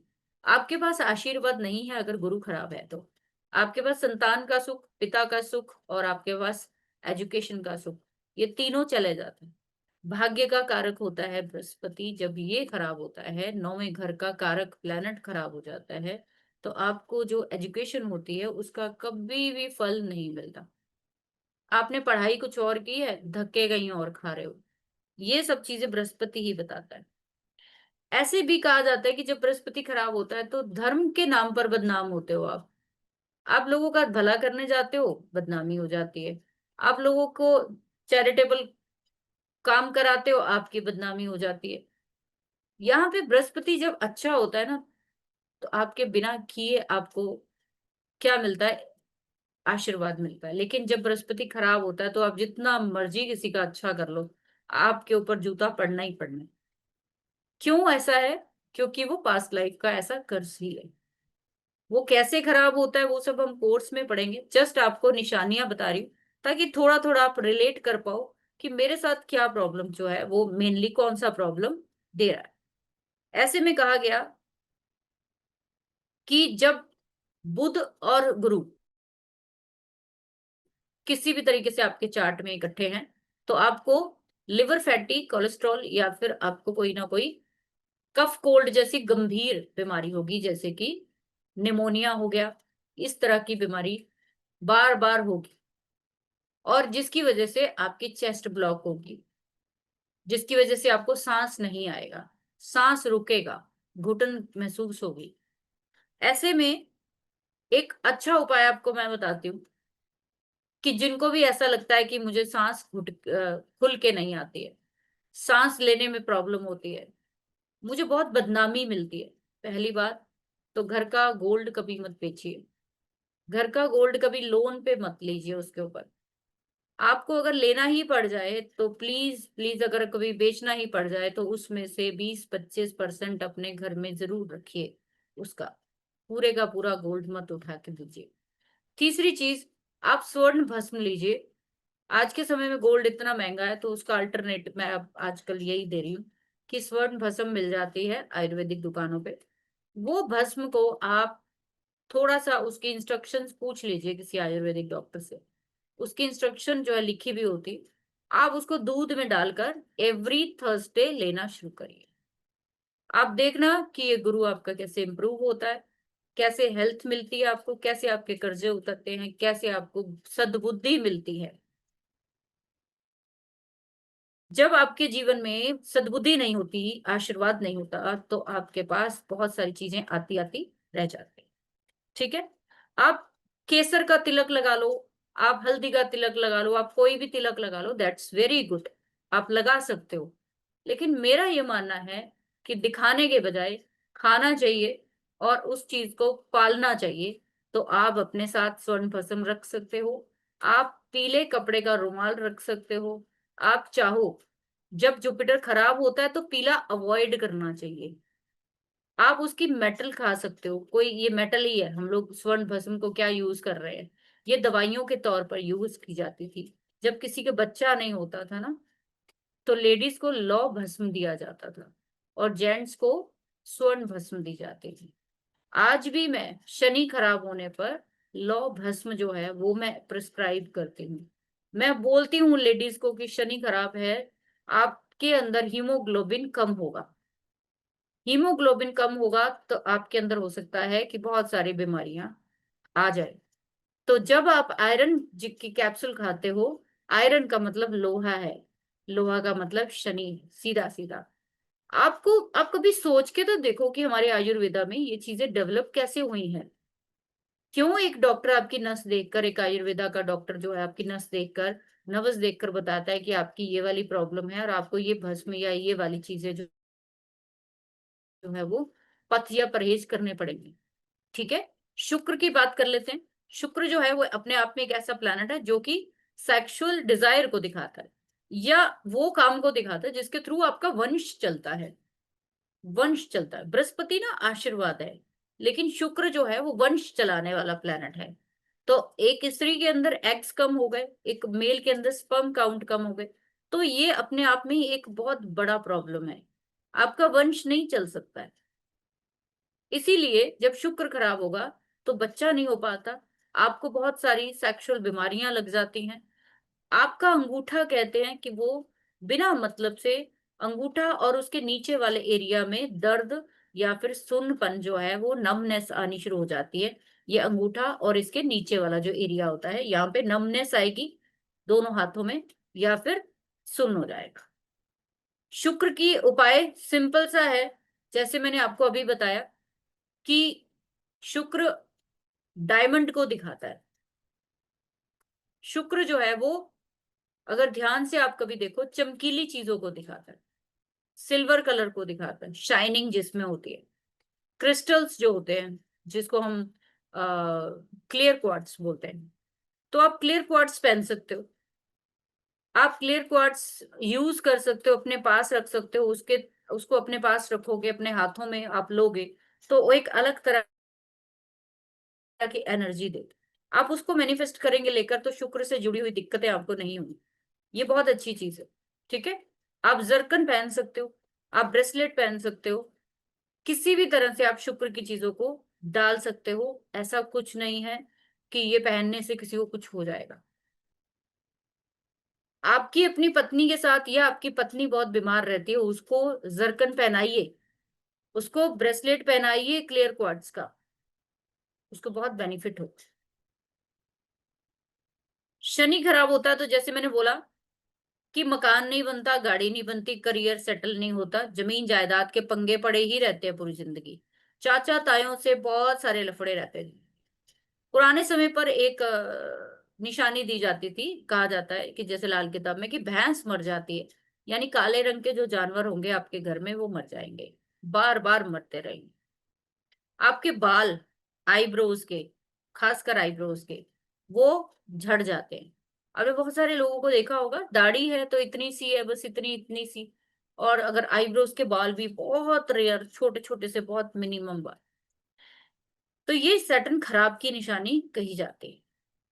दूसरी चीज, कि सैटर्न खराब होगा तो मैंने जैसे आपको अभी थोड़ी देर पहले बताया कि आयरन की कमी होती है आपकी बॉडी में। ठीक है। शनि कमजोर होगा तो आपके जोड़ जो है, आपकी लातें हमेशा दर्द रहेंगी, हमेशा लेग्स पेन रहेगी। तो आपको आयरन इंटेक बढ़ाना चाहिए, बट एक बार आप जरूर चेक करवाइए, आपका आयरन कम आएगा। जो आपकी आयरन 14 होना चाहिए, वो शायद 8 या 9 ही आएगा। इवन मैंने 5 5 6 6 आयरन भी देखा है लोगों के, जब सैटर्न कमजोर होता है। तो एक आप, मैं आपको एक रिलेट करके चीजें बता रही हूँ कि आप ये जो चीजें डेली में डाइट में ऐड करते हो, आप सारी चीजों में ऐड करते हो, सब के सब एस्ट्रोलॉजी, आयुर्वेदा, आपकी डेली लाइफ, सब के सब जुड़ी हुई चीजें। तो आप क्या कर सकते हो, एक तो आपको अपने दांतों का ख्याल रखना है कि दांत साफ हों। दूसरा, आप कोशिश करिए कि हर सैटरडे को कोई फ्राइड आइटम किसी लेबर को जरूर खिलाइए। ठीक है। हर शनिवार खिलाना शुरू करिए, तली हुई चीज, तो वो आपको बेनिफिट देगी। खुद मत खाइए प्लीज, उनको खिलाइए, उनका आशीर्वाद लीजिए, साथ में चाय वाय पिलाइए उनको। राहु, राहु कहा जाता है कि जब आपके घर में कुत्ता जो होता है वो गुम जाए या मर जाए बार बार, आपके हाथों के कोई रोग हो जाए, हाथों का रोग हो जाए, जैसे कि आपके नाखून खराब हो जाए, गल जाए, किसी भी तरह की दिमागी बीमारी हो जाए, ये राहु खराब की ही निशानी है। जब आपके बिना मतलब से शत्रु पैदा हो जाए, बिना मतलब से आपके पीछे लोग पड़े रहें, बिना मतलब से मुसीबत खड़ी होती रहे। अब अगर आपने किसी का खून किया है, फिर तो पीछे पड़ना बनता है। अगर आपने कुछ नहीं किया फिर भी दुनिया आपके पीछे पड़ी हुई है, तो ये राहु खराब है। इसको सिंपल सा एक उपाय की तरह ठीक किया जाना चाहिए। पहली बात, कि ऐसे लोगों को घर की मुख्तियारी या ऑनरशिप नहीं लेनी चाहिए। ऑनरशिप लेने का मतलब कि किसी भी तरीके से किसी चीज की प्रधानगी मत करिए, वरना आप खराब हो जाएगा काम। आप घर में छोटे बनकर रहिए, ज्यादा अच्छा है। किसी भी चीज को कमांड अपने हाथ में मत लीजिए, आपके अंदर इतनी क्षमता नहीं होती जब राहु खराब होता है सोचने समझने की, कि आप चीजों को जो है वो सही से कर पाओ। चांदी का प्रयोग शुरू करिए जितना हो सकता है। राहु खराब की एक निशानी के लिए बहुत अच्छी चीज बताई गई, कि चांदी का स्क्वायर पीस अपने पास रखिए। अगर वो खराब है, अगर आपके राहु खराब है, तो आपका वो चांदी का पीस या तो गुम जाएगा, या फिर आपका कुछ ही दिनों में कुछ बड़ा नुकसान की निशानी आपको दिख जाएगी, जिससे कि आपको ये समझ में आएगा कि मेरा राहु खराब है। लेकिन इसकी एक और भी चीज मैं बता देती हूँ, कि राहु खराब है तो साले के साथ नहीं बनती है, आपके ससुराल के साथ नहीं बनती है, सिंपल। ठीक है। तो इसको चांदी के साथ ठीक किया जाता है हमेशा। तो बहुत अच्छा रोल जो है वो प्ले होता है चांदी के साथ। केतु खराब होता है तो पाँव की बीमारियां होती हैं, पाँव के नाखून, पाँव की उंगलियां काटनी पड़ जाती है, या यूटीआई इन्फेक्शंस होते हैं, गठिया रोग जो होता है वो हो जाता है। और बच्चों की तरफ से, मेल चाइल्ड की तरफ से बहुत सारी परेशानियां आपको जिंदगी में झेलनी पड़ती है, ऐसा कहा जाता है लाल किताब में। ठीक है, तो अब इसमें केतु खराब होता है तो हम लोग देखते हैं कि पुराने समय में एक काम किया जाता था, आप लोगों ने देखा होगा कि कान छिदवाना। हमारे जितनी भी नॉर्थ साउथ, मैंने बहुत सारी स्टेट्स में नोटिस किया कि कान छिदवाना, जेंट्स भी छिदवाते हैं और लेडीज भी। जैसे मैंने आपको बोला कि नाक के यहाँ पे भी एक प्रेशर पॉइंट होता है, ये हमारे नाक के आसपास भी कई ऐसे प्रेशर पॉइंट है जो सीधा दिमाग से जुड़े हुए हैं। ऐसे ही हमारे कान का अगर ये हिस्सा आप देखोगे, तो अगर आप अपने कान को ध्यान से देखोगे, तो एक बच्चा जो भ्रूण में होता है, गर्भाशय में होता है, वो इसी शेप में होता है। कभी ध्यान से देखिए, ये आपके सर के पॉइंट्स है जहां पे कान छेदा जाता है, ध्यान से देखिए। ये बच्चे का सर, और ये आपका घूमते हुए यहाँ पे इस तरीके से आपको उसके, एक जैसे एक शेप में बच्चा होता है पेट में माँ के, सेम आपका कान का शेप वैसा ही है। इसीलिए आपके बुद्धि को, आपके दिमाग को कंट्रोल करने के लिए, सही रास्ते पर, या आपकी जो नसें नाड़ियां दिमाग में सही से चले, कान छिदवाए जाते थे। तो केतु खराब है, यानी कि आपकी जीवन में संतान होने में दिक्कत आएगी, आपको सोचने समझने की शक्ति नहीं होती आपके अंदर। तो कान छिदवा के उस पॉइंट्स को दबाया जाता है, उसको काट दिया जाता है, कहीं ना कहीं वो छेद कर दिया जाता है ताकि आपको वो प्रॉब्लम ना आए। तो ये कुछ ऐसी चीजें हैं जो मैंने बताई हैं, बाकी आगे भी बताती हूँ। कुछ क्वेश्चंस ले लेते हैं, तो ताकि बीच में हमें थोड़ा ब्रेक मिल जाएगा और थोड़ी और फिर जानकारी आपको देती हूँ। तो शिवम, कुछ लोगों को ओपन कर दीजिए। जी, कुछ Q&A सेक्शन में भी और कुछ चैट सेक्शंस में भी क्वेश्चंस हैं मैम।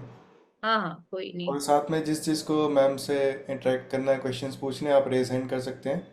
अभी विनायक जी का रेज हैंड है, तो विनायक जी आप अनम्यूट कर सकते हैं।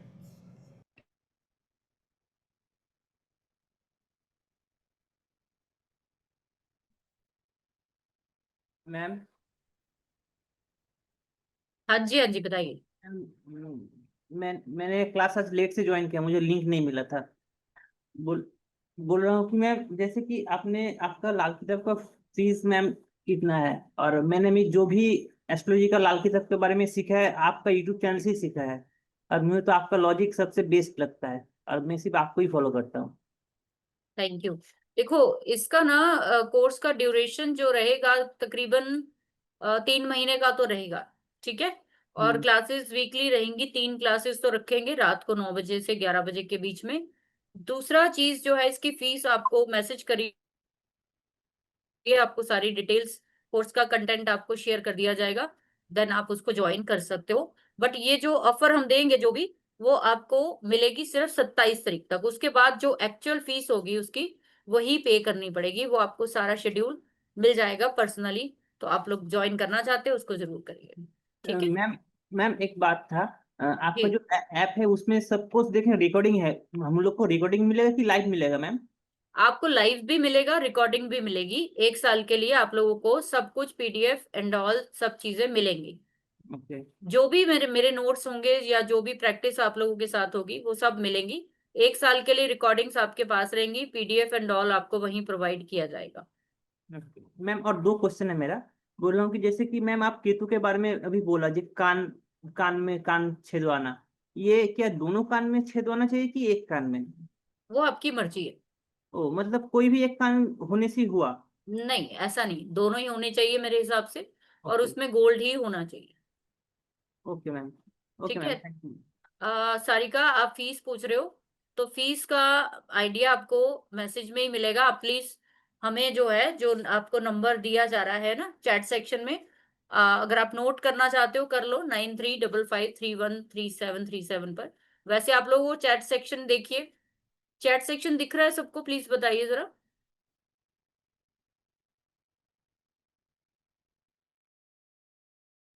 दिख रहा है ना सभी को? उसमें नंबर देखिए, पिक्सॉल प्रोडक्शंस ने डाला है, उसमें दोनों नंबर है हमारे, उसमें से आप नंबर लीजिए। ठीक है मैम, कोई प्लैनेट खराब है या ये कैसे समझेंगे, समझाएगी।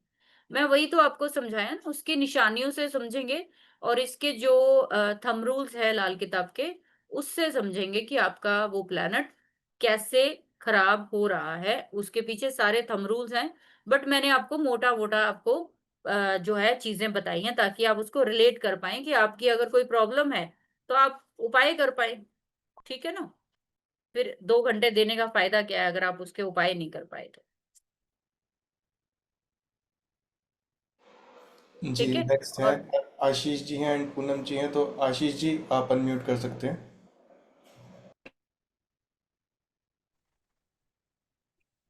हेलो। हाँ जी। हाँ मैम, मेरे को पूछना था, लाल किताब में जैसे होता है, इसमें क्या एस्पेक्ट रहता है, दृष्टि जो होता है ना, हाँ जी, ये रहता है?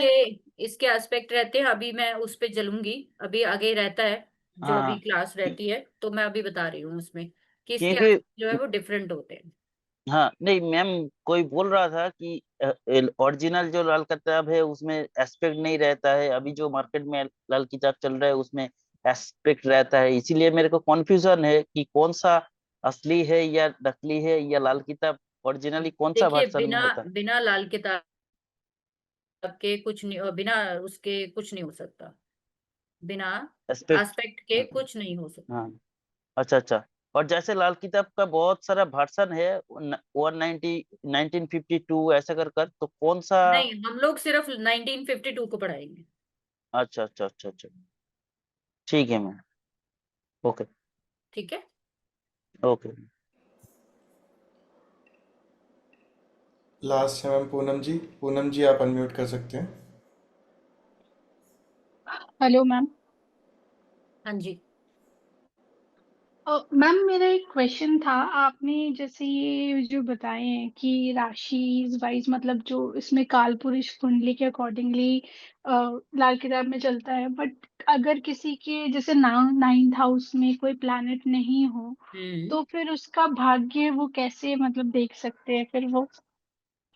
तो देखिए, उसका भाग्य कैसे देखेंगे? पहली बात तो 9वें घर का मालिक गुरु ही है, तो भाग्य का कारक भी गुरु ही माना हाँ जाता है। जी। ठीक है। कोई प्लैनेट नहीं है तो ओके। आप गुरु की हाँ जी। स्थिति को ही देखोगे, या फिर तीसरे घर को देखोगे कि तीसरे घर में या 5वें घर में कौन सा प्लैनेट है, उसके अकॉर्डिंग आपका भाग्य चलेगा। या पहले घर में कौन सा प्लैनेट है, उससे भाग्य चलेगा। ओके। ठीक है। ओके एंड मैम एक और चीज था एक्चुअली। हाँ जी मैम। एक चीज और थी मैम, अगर जैसे वैदिक में क्या होता है कि अगर वीनस और केतु का कॉम्बिनेशन मतलब बोला जाता है कि वो ठीक नहीं होता है इन अ सेवेंथ हाउस, तो लाल किताब में भी वो चीज सेम हम्म। ही होती है क्या? नहीं, इसमें ऐसे नहीं बताया गया। यहाँ तो वीनस और केतु को अच्छा बताया गया है। ओके। तो ठीक है मैम। बहुत सारी कॉन्ट्राडिक्शन है वैदिक हाँ में जी। और लाल किताब में, काफी सारी चीजें अलग दिखेंगी आपको, और वो बिल्कुल सही है। जी मैम। कि यहाँ पे वीनस का जो साथ है वो केतु के साथ तो अच्छा बताया गया है। ठीक ओके। है। ठीक है ma'am. Thank you so much ma'am. Ashish, आप इस कोर्स के बाद बिल्कुल प्रोफेशनली लाल किताब का काम कर सकते हो, कोई दिक्कत वाली बात नहीं है। ठीक है। और किसी और ने भी क्वेश्चन किया था कि बात करनी है, विनय राजक है और समीर जी हैं, तो विनय जी आप बात कर सकते हो। विनय। जी विनय जी आप अनम्यूट कर सकते हैं। मैम आपसे बात हुआ मैम, फर्स्ट अच्छा, टाइम। हो गई ना, चलो ठीक। और किसी का कोई क्वेश्चन?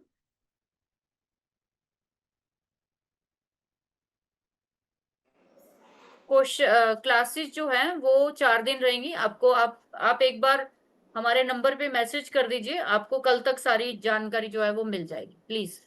ठीक है। मीना जी हैं मैम जो बात करना चाहती हैं, तो मीना जी आप अनम्यूट कर सकते हैं।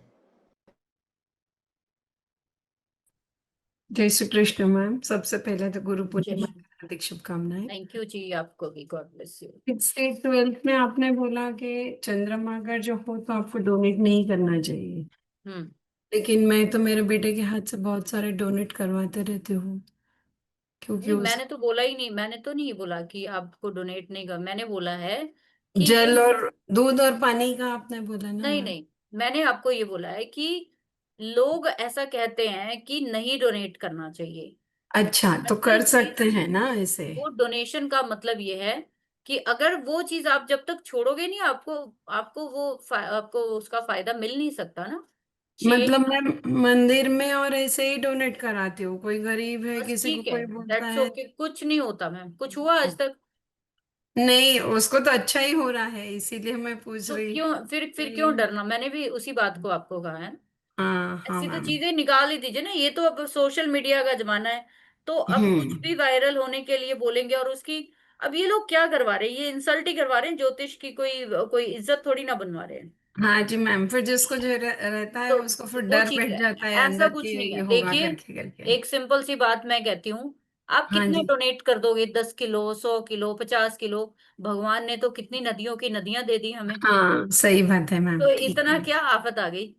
मतलब हम लोग तो सिर्फ हाँ, गाय इतना को, जरूर है, कुत्ते को सही और सही जगह पे मंदिर करिए, में प्रकृति की, और हाँ, प्रकृति की चीजें हैं, प्रकृति को दीजिए, तो वो हम्म कभी नुकसान नहीं होगा चींटियों आपको। को आटा शक्कर ऐसे मंदिरों में जाके ऐसे देते हैं हम लोग तो। डेफिनेटली अच्छा नरक की होगा। पूर्णिमा आपके, आप अमावस्या। लोग जो आज ये अच्छा कर रहे हो ना, ये आपको मैं गारंटी देती हूँ कि आप, आपके बेटे को उसका फायदा हो ना हो, लेकिन आपके जो आगे आने वाली नस्लें होंगी, उनको बहुत फायदा होगा। उसको बहुत फायदा हो रहा है मैम, हमने बहुत किया है तो अभी मैंने जैसे आपको बोला कि उसको यूएस का ऑफर मिला, हमने अभी 6 महीने पहले तो हमारा खुद का यहीं से घर लगा लो किया। ना आप, मैंने तभी तो बोला है कि 6, 8, 12 में है, आप पानी हम्म। का अरेंजमेंट कराइए खुली जगह पे कहीं पे, ओके। कराइए, फिर देखो नजारा अपनी जिंदगी में। ओके मैंने मैम। लोगों के दो ओके। दो घंटे में काम होते देखे हैं, और ये जो क्योंकि लोग उसके कर रहे हैं, 8वें घर में किसी ने मुझे बोला कि उसको बुध गुरु और शुक्र है तो उसको मतलब बहुत सारे प्रॉब्लम्स आएंगे। तो किसी के बोलने से मेरे को ऐसा होता है कि चलो दान पुण्य करने से तो हमको अच्छा ही होगा ना। बिल्कुल बिल्कुल। भगवान से हम प्रार्थना ही करते हैं ना कि देखिए, चलो। एक चीज ध्यान हाँ, रखिए कर्म हमेशा, हमको मानना कि पड़ता है। जब तक किसी चीज का समय नहीं आएगा, कुछ नहीं हम्म। होगा। आप जो कुछ भी आज कर रहे हो, इसका फायदा तो होगा जरूर, लेकिन वो ओके। कब होगा? अगर आपने आज की दिहाड़ी में, आज आपको कोई प्रॉब्लम नहीं है, ठीक है, आज मान हम्म। लो आपको कोई बीमारी नहीं है, कोई प्रॉब्लम नहीं है, आप हम्म। लगातार लोगों की हेल्प किए जा रहे हो, दान कर हम्म। रहे हो, सब कुछ, और हाँ जिस दिन हाँ। आपको बीमारी होगी ना, वो शायद हम्म। लोगों को 10 साल लगे, आपको 2 साल में निपट अच्छा। जाएगी। ओके। ये ओके। फर्क होता है कि आपने ओके। एडवांस में ही चीजें रेडी करके रखी हैं, तो आपके पास ओके। एक ओके। बहुत बड़ा वो पॉइंट रहेगा, ठीक है, तो ऐसा वहम नहीं रखना इन चीजों okay. Okay, thank you so much ma'am, को। ओके। ग्रैटिट्यूड।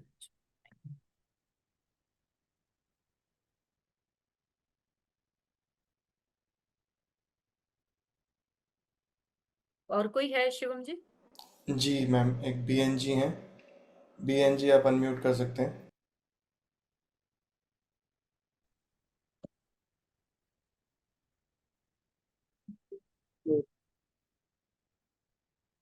हाँ जी, बताइए बीएन जी। बीएन जी, आवाज नहीं आ रही है आपकी, प्लीज। गुरु जी राधे राधे, जय श्री कृष्णा। राधे राधे, बताइए। मेरा एक इशू था कुंडली को, तो उसमें जैसे राहु 10वें घर में हो तो इसे बच्चे को कौन सा केरल पकड़ना चाहिए? कौन सा क्या पकड़ना चाहिए? राहु राहु 10वें घर में हो हम्म।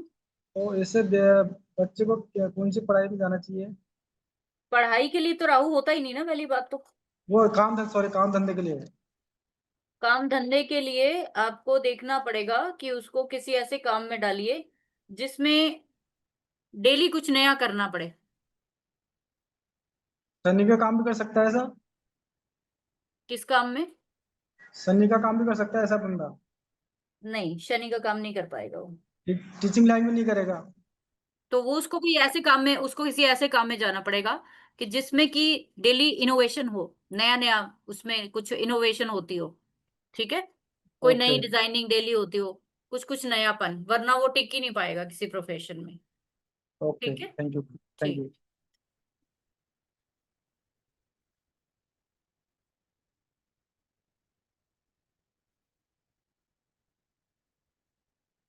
और कोई? जी मैम, कुछ और आए हैं हैंड्स हमारे पास। चारू जी हैं, चारू जी आप अनम्यूट कर सकते हैं। मैम नमस्कार। नमस्कार जी, नमस्कार, मैम कैसे हो? पूर्णिमा की हार्दिक शुभकामनाएं। आपको भी, गॉड ब्लेस यू, खुश रहिए। Thank you. वैसे मेरे हैंड रेज करने का पर्पस यही था और कोई खास नहीं था। अच्छा अच्छा। मैंने सोचा आज आपसे बात ही कर लेती हूँ। मैम आप ये जो अभी बता रहे थे ना 8 हाउस में मून वाला जो आप बता रहे थे कि एक हाँ पब्लिक प्लेस पे कुछ वाटर, तो हाँ हाँ। उसमें जैसे मान लो आप कोई ऑर्फनेज है फॉर एग्जांपल, वहां पे कोई कूलर वगैरह लगवाओ, वो भी उसमें कंसिडर होता है? पानी का कुछ भी कर दो। देखो यहाँ पे अगर चंद्रमा अष्टम में है तो मैं कहती हूँ क्रिमिनेशन ग्राउंड में पानी का अरेंजमेंट करिए, या फिर किसी वीरान जगह पे पानी का अरेंजमेंट करिए जहाँ पे पानी का सुविधा बहुत कम हो, अच्छा ऐसी तो जगह पे करिए। मैम, तो जैसे क्रिमेशन ग्राउंड में तो क्या हैंड पंप्स वगैरह ये होते हैं या कूलर वगैरह, ऐसा कुछ भी आप वो कर सकते हैं? कुछ भी कर सकते हो, कुछ भी कर सकते हो, ऐसा नहीं, अच्छा, कुछ भी कर ऐसा सकते हो। जगह में जो थोड़ी वीरान टाइप हो। अच्छा, वो क्योंकि अपन 8 हाउस को वैसा मानते हैं ना। यस, हाँ, वीरान मानते हैं ना, कि खाली हाँ जगह, वीरान बंजर जगह, हाँ, जहाँ राइट। पे दबाया जाता है। अब ऐसी जगह पे लो, अब जब पानी, जब आपका जो पानी आपका जब वहां पे यूज किया जाता है तो आपका चंद्रमा जो है वो इम्प्रूव होता है, इम्प्रूव होता है, ये खराब नहीं होता है। हाँ, राइट राइट राइट। ठीक है ma'am, thank you and thank once you जी। Again wishing. ओके जी। Okay, thank thank you. You. जी, इनके बाद लास्ट है हमारे पास सरबजीत जी। सरबजीत जी आप अनम्यूट कर सकते हैं।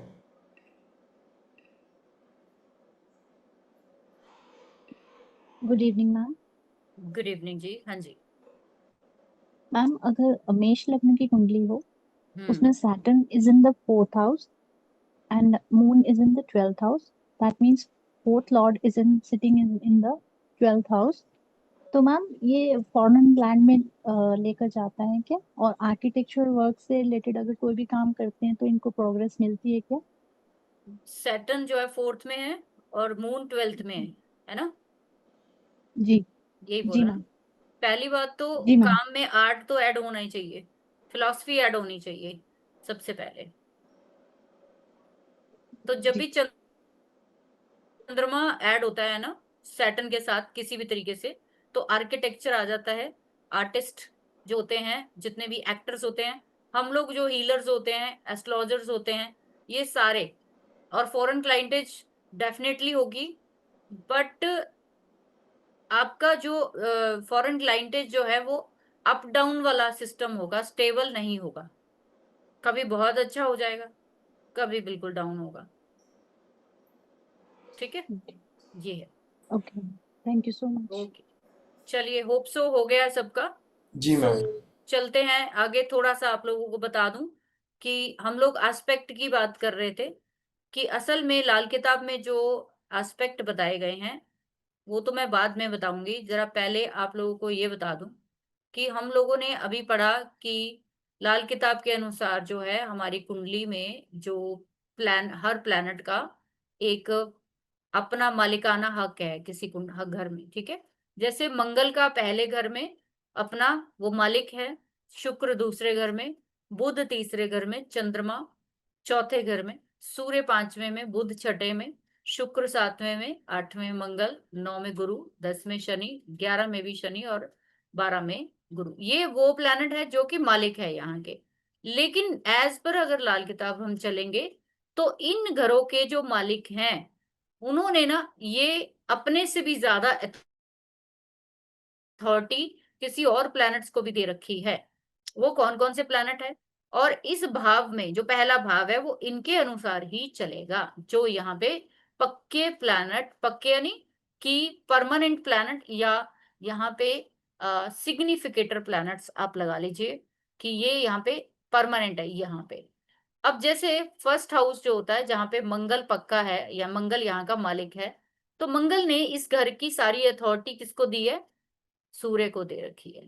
तो यहाँ पे शनि बैठेगा, तो यहाँ पे शनि जो है वो अच्छा क्यों नहीं मानते, पहले घर में नीच का क्यों मानते हैं? क्योंकि वहां पे अथॉरिटी सूर्य को है, सूर्य के पास है। तो सूर्य और शनि का कभी भी आंकड़ा सही नहीं बैठता।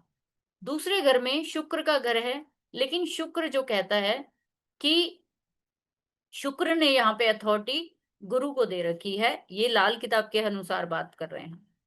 तीसरा घर बुध का है, लेकिन अथॉरिटी उसने उसको, उसका मालिकाना जो अपने से भी ज्यादा दे रखा है वो मंगल को दे रखा है। चौथे घर में चंद्रमा मालिक है। चौथे घर को चंद्रमा ने किसी के हवाले नहीं किया, अपने पास ही रखा है। उसका मानना है कि ये घर मेरे पास ही रहेगा, तो मेरे हिसाब से ही चलेगा। पांचवें घर में सूर्य ने अपनी सारी इस भाव की, पांचवें घर की अथॉरिटी किसको दे दी? गुरु को दे दी। छठे घर में बुध ने सारा मालिकाना हक जो है वो केतु को दे दिया। सातवें घर में शुक्र ने खुद भी आधा रखा है 50%, और आधा इस घर में बुध को भी पावर दी है। आठवें घर में मंगल ने 50% इसके घर में पावर रखी है, तो 50% शनि को भी दी है। तो यहाँ बैठने वाले प्लैनेट शनि और मंगल के साथ चलेंगे। जो भी बिहेव, यहाँ चंद्रमा बैठ गया तो चंद्रमा शनि का शत्रु है, चंद्रमा मंगल के साथ भी अच्छा बिहेव नहीं करता, इसलिए यहाँ चंद्रमा जो है वो दफन हो जाएगा, यानी खत्म हो जाएगा। यहाँ पे गुरु ने अपनी इस भाव में किसी को अथॉरिटी नहीं दी, अपने पास ही सब पावर रखी है। शनि ने भी अपने घर में रखी है। शनि ने अपने दूसरे घर में गुरु को हैंड ओवर किया है कि आप यहाँ पे बैठने वाले प्लैनेट्स का हिसाब किताब करिए। तो इसलिए गुरु यहाँ पे एज ए जज काम करता है कि आपने कर्म कैसा किया है, उसका फल कैसा देना है, वो गुरु डिसाइड करता है। जैसे राहु यहाँ पे बैठ जाएगा तो गुरु और राहु की आपस में एक चंडाल बुद्धि बन जाएगी, तो राहु गुरु को भी भटका देगा, यानी रिश्वत देने की कोशिश करेगा। तो इसका मतलब जब इस भाव में 11वें घर में कोई मेलेफिक्स बैठते हैं तो वो बाय हुक साम दाम दंड भेद से अर्निंग करने की कोशिश करेंगे। 12वें घर में गुरु का घर है, लेकिन ये आसमानी ताकतों का घर है, और आसमानी ताकतों में गुरु ने वो राहु के हवाले किया है। इसलिए आप देखोगे कि लाल किताब में कॉन्सेप्ट बहुत सिंपल है, लेकिन उसके बावजूद लाल किताब बहुत सिंपल सटीक है, जिसमें आप आराम से उस चीजों के बारे में समझ सकते हो। कुछ एस्पेक्ट की बात कर लेते हैं, फिर क्लास ओवर करते हैं। कुछ क्वेश्चंस एंड में ले लूंगी मैं। एस्पेक्ट इसमें देखे जाते हैं, बहुत आसान है, फिक्स एस्पेक्ट है। जैसे हम शनि के 3 एस्पेक्ट लेते हैं, सैटर्न का 3rd, 7th और 10th, इसमें ऐसे प्लैनेट्स का एस्पेक्ट नहीं लिया, यहाँ सिर्फ भावों के एस्पेक्ट लिए जाते हैं, सिर्फ भावों के। यानी पहले भाव में अगर कोई प्लैनेट बैठेगा तो वो 7वें को देख सकता है, वो अपना पूरा असर, पूरा का पूरा 100% असर वो 7वें घर में डाल देगा। लेकिन एक अजीब बात यह है कि इनका कहना है कि 7वें वाला प्लैनेट 1st को नहीं देख सकता।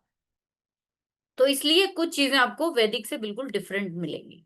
चौथे घर में बैठा हुआ प्लैनेट, आप एरो देखिए, 10वें की घर की तरफ देख सकता है, अपना पूरा असर 10वें घर में डालेगा, लेकिन 10वें का असर चौथे में नहीं जाएगा।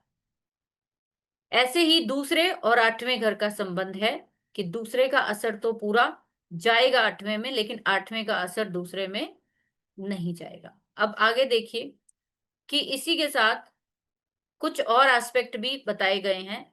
जैसे अगर कोई प्लैनेट दूसरे घर में बैठा है तो वो जुड़ जाएगा छठे घर के प्लैनेट के साथ। अगर कोई प्लैनेट छठे घर में बैठा है वो देख सकता है 12वें घर के प्लैनेट को, और अगर कोई प्लैनेट 8वें घर में बैठा है वो भी देख सकता है 12वें घर के प्लैनेट को। अब बड़ी मजेदार चीज ये है, इसीलिए त्रिक भाव जो होते हैं, 6, 8, 12 जो भाव होते हैं, ये तीनों मिले हुए घर हैं। यानी छठे का असर भी 12 में जा रहा है, 8वें का असर भी 12 में जा रहा है। इस करके आप देखोगे बहुत सारे लोगों को गुरुद्वारे मंदिर जाने के लिए बहुत जगह ऐसे मना किया जाता है, लेकिन उसके पीछे बहुत सारे लॉजिक्स हैं। ऐसे किसी चीज को आप मत मानिए, ठीक है? हर चीज के पीछे लॉजिक ढूंढने की कोशिश करिए, तब आप उस चीज को मानिए, राइट? तो ये एस्पेक्ट जो होते हैं ये अलग अलग पोटेंसी के होते हैं, यानी कि कोई पूरा असर डालता है, कोई आधा असर डालता है, कोई 25% असर डालता है, ठीक है? इस तरीके से आप देखोगे। तो ये कुछ ऐसी चीजें हैं जो आप अपनी जिंदगी में लाल किताब की देख सकते हो। जैसे एक बहुत ही ब्यूटीफुल चीज जो सीधी सीधी BNN से जुड़ी हुई है, यानी भृगु नंदी नाड़ी से जुड़ी हुई है, ये जो एस्पेक्ट है जिसको हम बोलते हैं आपसी मदद का एस्पेक्ट, आपसी मदद की दृष्टि। यानी कि कोई भी प्लैनेट आपके पहले घर में बैठा है, 5वें में बैठा है, 9वें में बैठा है, ये तीनों प्लैनेट आपस में रिश्तेदारी पाल लेते हैं। मैंने बहुत बार क्लासेस में बोला है कि अगर 1, 5, 9 को आपस में जोड़ा गया है तो ऐसे तो फिर और भी तो ट्राइन बनते हैं, 2, 6, 10 का भी तो बनता है, 3, 7, 11 का भी तो बनता है। अब यहाँ पे ना जो हमारे बड़े बड़े ऋषि मुनि थे, उन्होंने हमेशा एक इशारे में ही बात की है। उस इशारे को समझना, आगे बढ़ाना हम लोगों का काम होता है। अब आप देखिए कि अगर 1, 5, 9 में बैठे हुए प्लैनेट आपके बारे में, संतान के बारे में और आपके भाग्य के बारे में बता रहे हैं, तो 2, 6, 10 में बैठे हुए प्लैनेट आपकी जॉब, आपकी सेविंग और आपकी करियर के बारे में बता रहे हैं। जो 3, 7, 11 का आपसी मदद का ट्राइन बनेगा, वो तीसरे घर यानी आपके बहन भाई, 7वां घर पत्नी, 11वां घर बड़े बहन भाई, ये तीनों आपस में मिलकर आपकी जिंदगी के क्या बन सकते हैं? सहारा बनते हैं आपकी जिंदगी, सहारा। तो 3, 7, 11 को मैं सपोर्ट बोलती हूँ, सहारा बोलती हूँ। तो जब भी आप देखोगे आपकी जिंदगी में बहन भाई अच्छे नहीं है, पत्नी पति अच्छे नहीं है, तो आपकी जिंदगी का एक आप होपलेस हो जाते हो, हेल्पलेस हो जाते हैं, राइट? ऐसे ही जो लोग बाहर जाना चाहते हैं, फॉरेन जाना चाहते हैं, तो 1, 5, 9 की तरह 4, 8 और 12 देखिए। अगर चौथे घर में पाप है, 8वें घर में पापी है, 12वें घर में पापी है, ये आपको घर से दूर ले जाएगा, आपको घर से दूर ले जाएगा और आपको अपने घर पर नहीं रहने देगा। ऐसी ढेर सारी चीजें हैं जो आप सीखोगे इस कोर्स में, और बहुत सिंपल तरीके से हमेशा समझाने की कोशिश की है मैंने, ताकि जिंदगी तो पहले ही बहुत उलझी हुई है, ज्योतिष ने और उलझा दी है लोगों की, सोशल मीडिया ने और भी ज्यादा उलझा दी है। तो कृपया जिंदगी को सीधा स्पष्ट रखिए। एक जैसे और एस्पेक्ट बहुत ब्यूटीफुल बताया गया है, जिसको हम बोलते हैं 6, 8 का टक्कर। इसको षडाषट योग बोला जाता है वैदिक में। इसमें बोला जाता है 6 और 8 की टक्कर, यानी कि आपका हर भाव, ध्यान से समझिए कि आपकी कुंडली का हर भाव कहीं ना कहीं 6, 8 की टक्कर मारता है। जैसे पहला घर, उसको 8वां घर जो है वो टक्कर मारने वाला घर है, यानी 8वें घर में बैठा हुआ प्लैनेट लगन के लिए घातक हो सकता है। दूसरे घर का प्लैनेट, वहां से 8वां घर गिनोगे तो 9वां घर बनता है। तीसरा घर जो है वहां से 8वां गिनोगे तो आपका 10वां घर बनता है। ये जब आपके प्लैनेट इस पोजीशन पर बैठते हैं, 6, 8 की पोजीशन पर बैठते हैं, तो वो हमेशा एक दूसरे से लड़ाई झगड़ा करते हैं। इस पोजीशन पे 6, 8 की टक्कर में अगर कोई मित्र भी बैठ जाए, वो भी लड़के एक दूसरे को काटेंगे, ठीक है? संतान का घर 5 है, 5वें घर से 8वां घर जो है 12वां पड़ता है। तो यानी आपकी संतान को अगर कोई कष्ट है, तो कोई ना कोई ऐसा प्लैनेट 12वें घर से टक्कर मार रहा होगा इसको, या 5वें घर की टक्कर 12वें घर में लग रही है, तो आप फौरन नहीं जा पा रहे, आप फौरन क्लाइंटेज नहीं ले पा रहे, ठीक है? आप बीमारी नहीं ठीक कर पा रहे। तो हर भाव को एक 8वां टक्कर जो है वो लगती है। जैसे चौथे घर को 8वां जो है, चौथे घर से काउंट करेंगे तो 8वां 11वां घर पड़ता है। तो मदर का सुख, प्रॉपर्टी का सुख, गाड़ी का सुख, आपकी जिंदगी में अशांति ही रहेगी जब कोई प्लैनेट, चंद्रमा 4 में बैठ जाए, यहाँ पे कोई भी बैठ जाए, बेशक गुरु बैठ जाए, मंगल बैठ जाए, बृहस्पति बैठ जाए, अति मित्र बैठ जाए, कोई भी बैठ जाए, जब भी कोई प्लैनेट 6, 8 की पोजीशन पर बैठेंगे तो वो एक दूसरे को तहस नहस करने की कोशिश करते हैं। तो इस तरीके से अगर मैं कहूँ तो लगभग 100-150 ऐसे थंब रूल्स हैं जो कि हम पढ़ेंगे इस कोर्स में। और जैसे मैंने बोला 27 जुलाई को शुरू करेंगे। आप लोग शुरू ज्वाइन करना चाहते हो प्लीज करिए। और इस कोर्स के रिगार्डिंग या इस क्लास के रिगार्डिंग कोई भी आपका क्वेश्चन है तो आप जाते जाते पूछ सकते हो। ताकि सबकी बात हो जाए।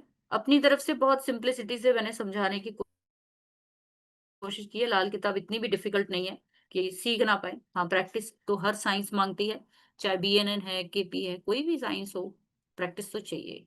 ठीक है?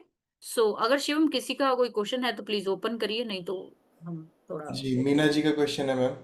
मीना जी। जी, आप अनम्यूट कर सकते हैं। मैम अगर जो कभी क्लास मिस हो जाए, अगर जो हम लाल किताब कोर्स कर रहे हैं क्लास मिस हो जाए और रिकॉर्डिंग सुन के अगर जो कोई डाउट्स है तो नेक्स्ट डे क्लियर कर सकते मैम आप अगर मुझे पहली बार सुन रहे हो तो बड़ी हैरानगी की बात है, फिर तो सॉरी, हैरानगी की बात नहीं होनी हैं। चाहिए। मैंने आपका कोई कोर्स नहीं किया है नहीं मैम। किया, नहीं नहीं, आज ही कोर्स पहले करने ही। की भी बात नहीं है, कोर्स करने की भी बात नहीं। मेरा जो, मैं अपने स्टूडेंट्स के मैसेज, यहाँ बैठे हुए हैं मेरे बहुत सारे स्टूडेंट, वो लोग बता सकते हैं कि मैं आंसर जो है बहुत साथ के साथ निपटा देती हूँ। मुझे वो चीज पसंद नहीं है कि कल बताएंगे, परसों बताएंगे, नहीं। नहीं, अगर जो कुछ समझ नहीं आया रिकॉर्डिंग देन देखकर तो देन हम आप नेक्स्ट डे नेक्स्ट आपसे क्लास में क्वेश्चंस। कभी भी पूछ सकते हो। इवन कि आप लोगों को कोई पर्सनल चाहिए, वो क्या बोलते हैं उसको, डाउट सेशन चाहिए, वो भी मैं देके क्लियर कर दे। मेरा मकसद है पढ़ाना, ओके मैम। वो आपको आना चाहिए बस। मेरा वो मकसद नहीं है कि कोर्स बेच दिया और उसके बाद तुम अपने रास्ते, मेरा अपना रास्ता। मेरे बहुत 3-3 साल पुराने स्टूडेंट्स आज भी वैसे ही मेरे साथ जुड़े हुए हैं, चाहे वो ओके मैम। पढ़ रहे हैं चाहे नहीं पढ़ रहे हैं। ठीक है? आज भी वो ओके क्वेश्चन पूछते हैं तो मैं उनको आंसर देती हूँ। Okay ma'am. Okay, thank you ma'am, वही था doubt. Okay, thank you ma'am. नहीं, कोई बात नहीं, आप कभी भी पूछ।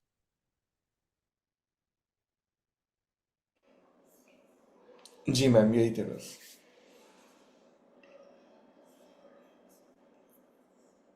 Thank you Amit ji.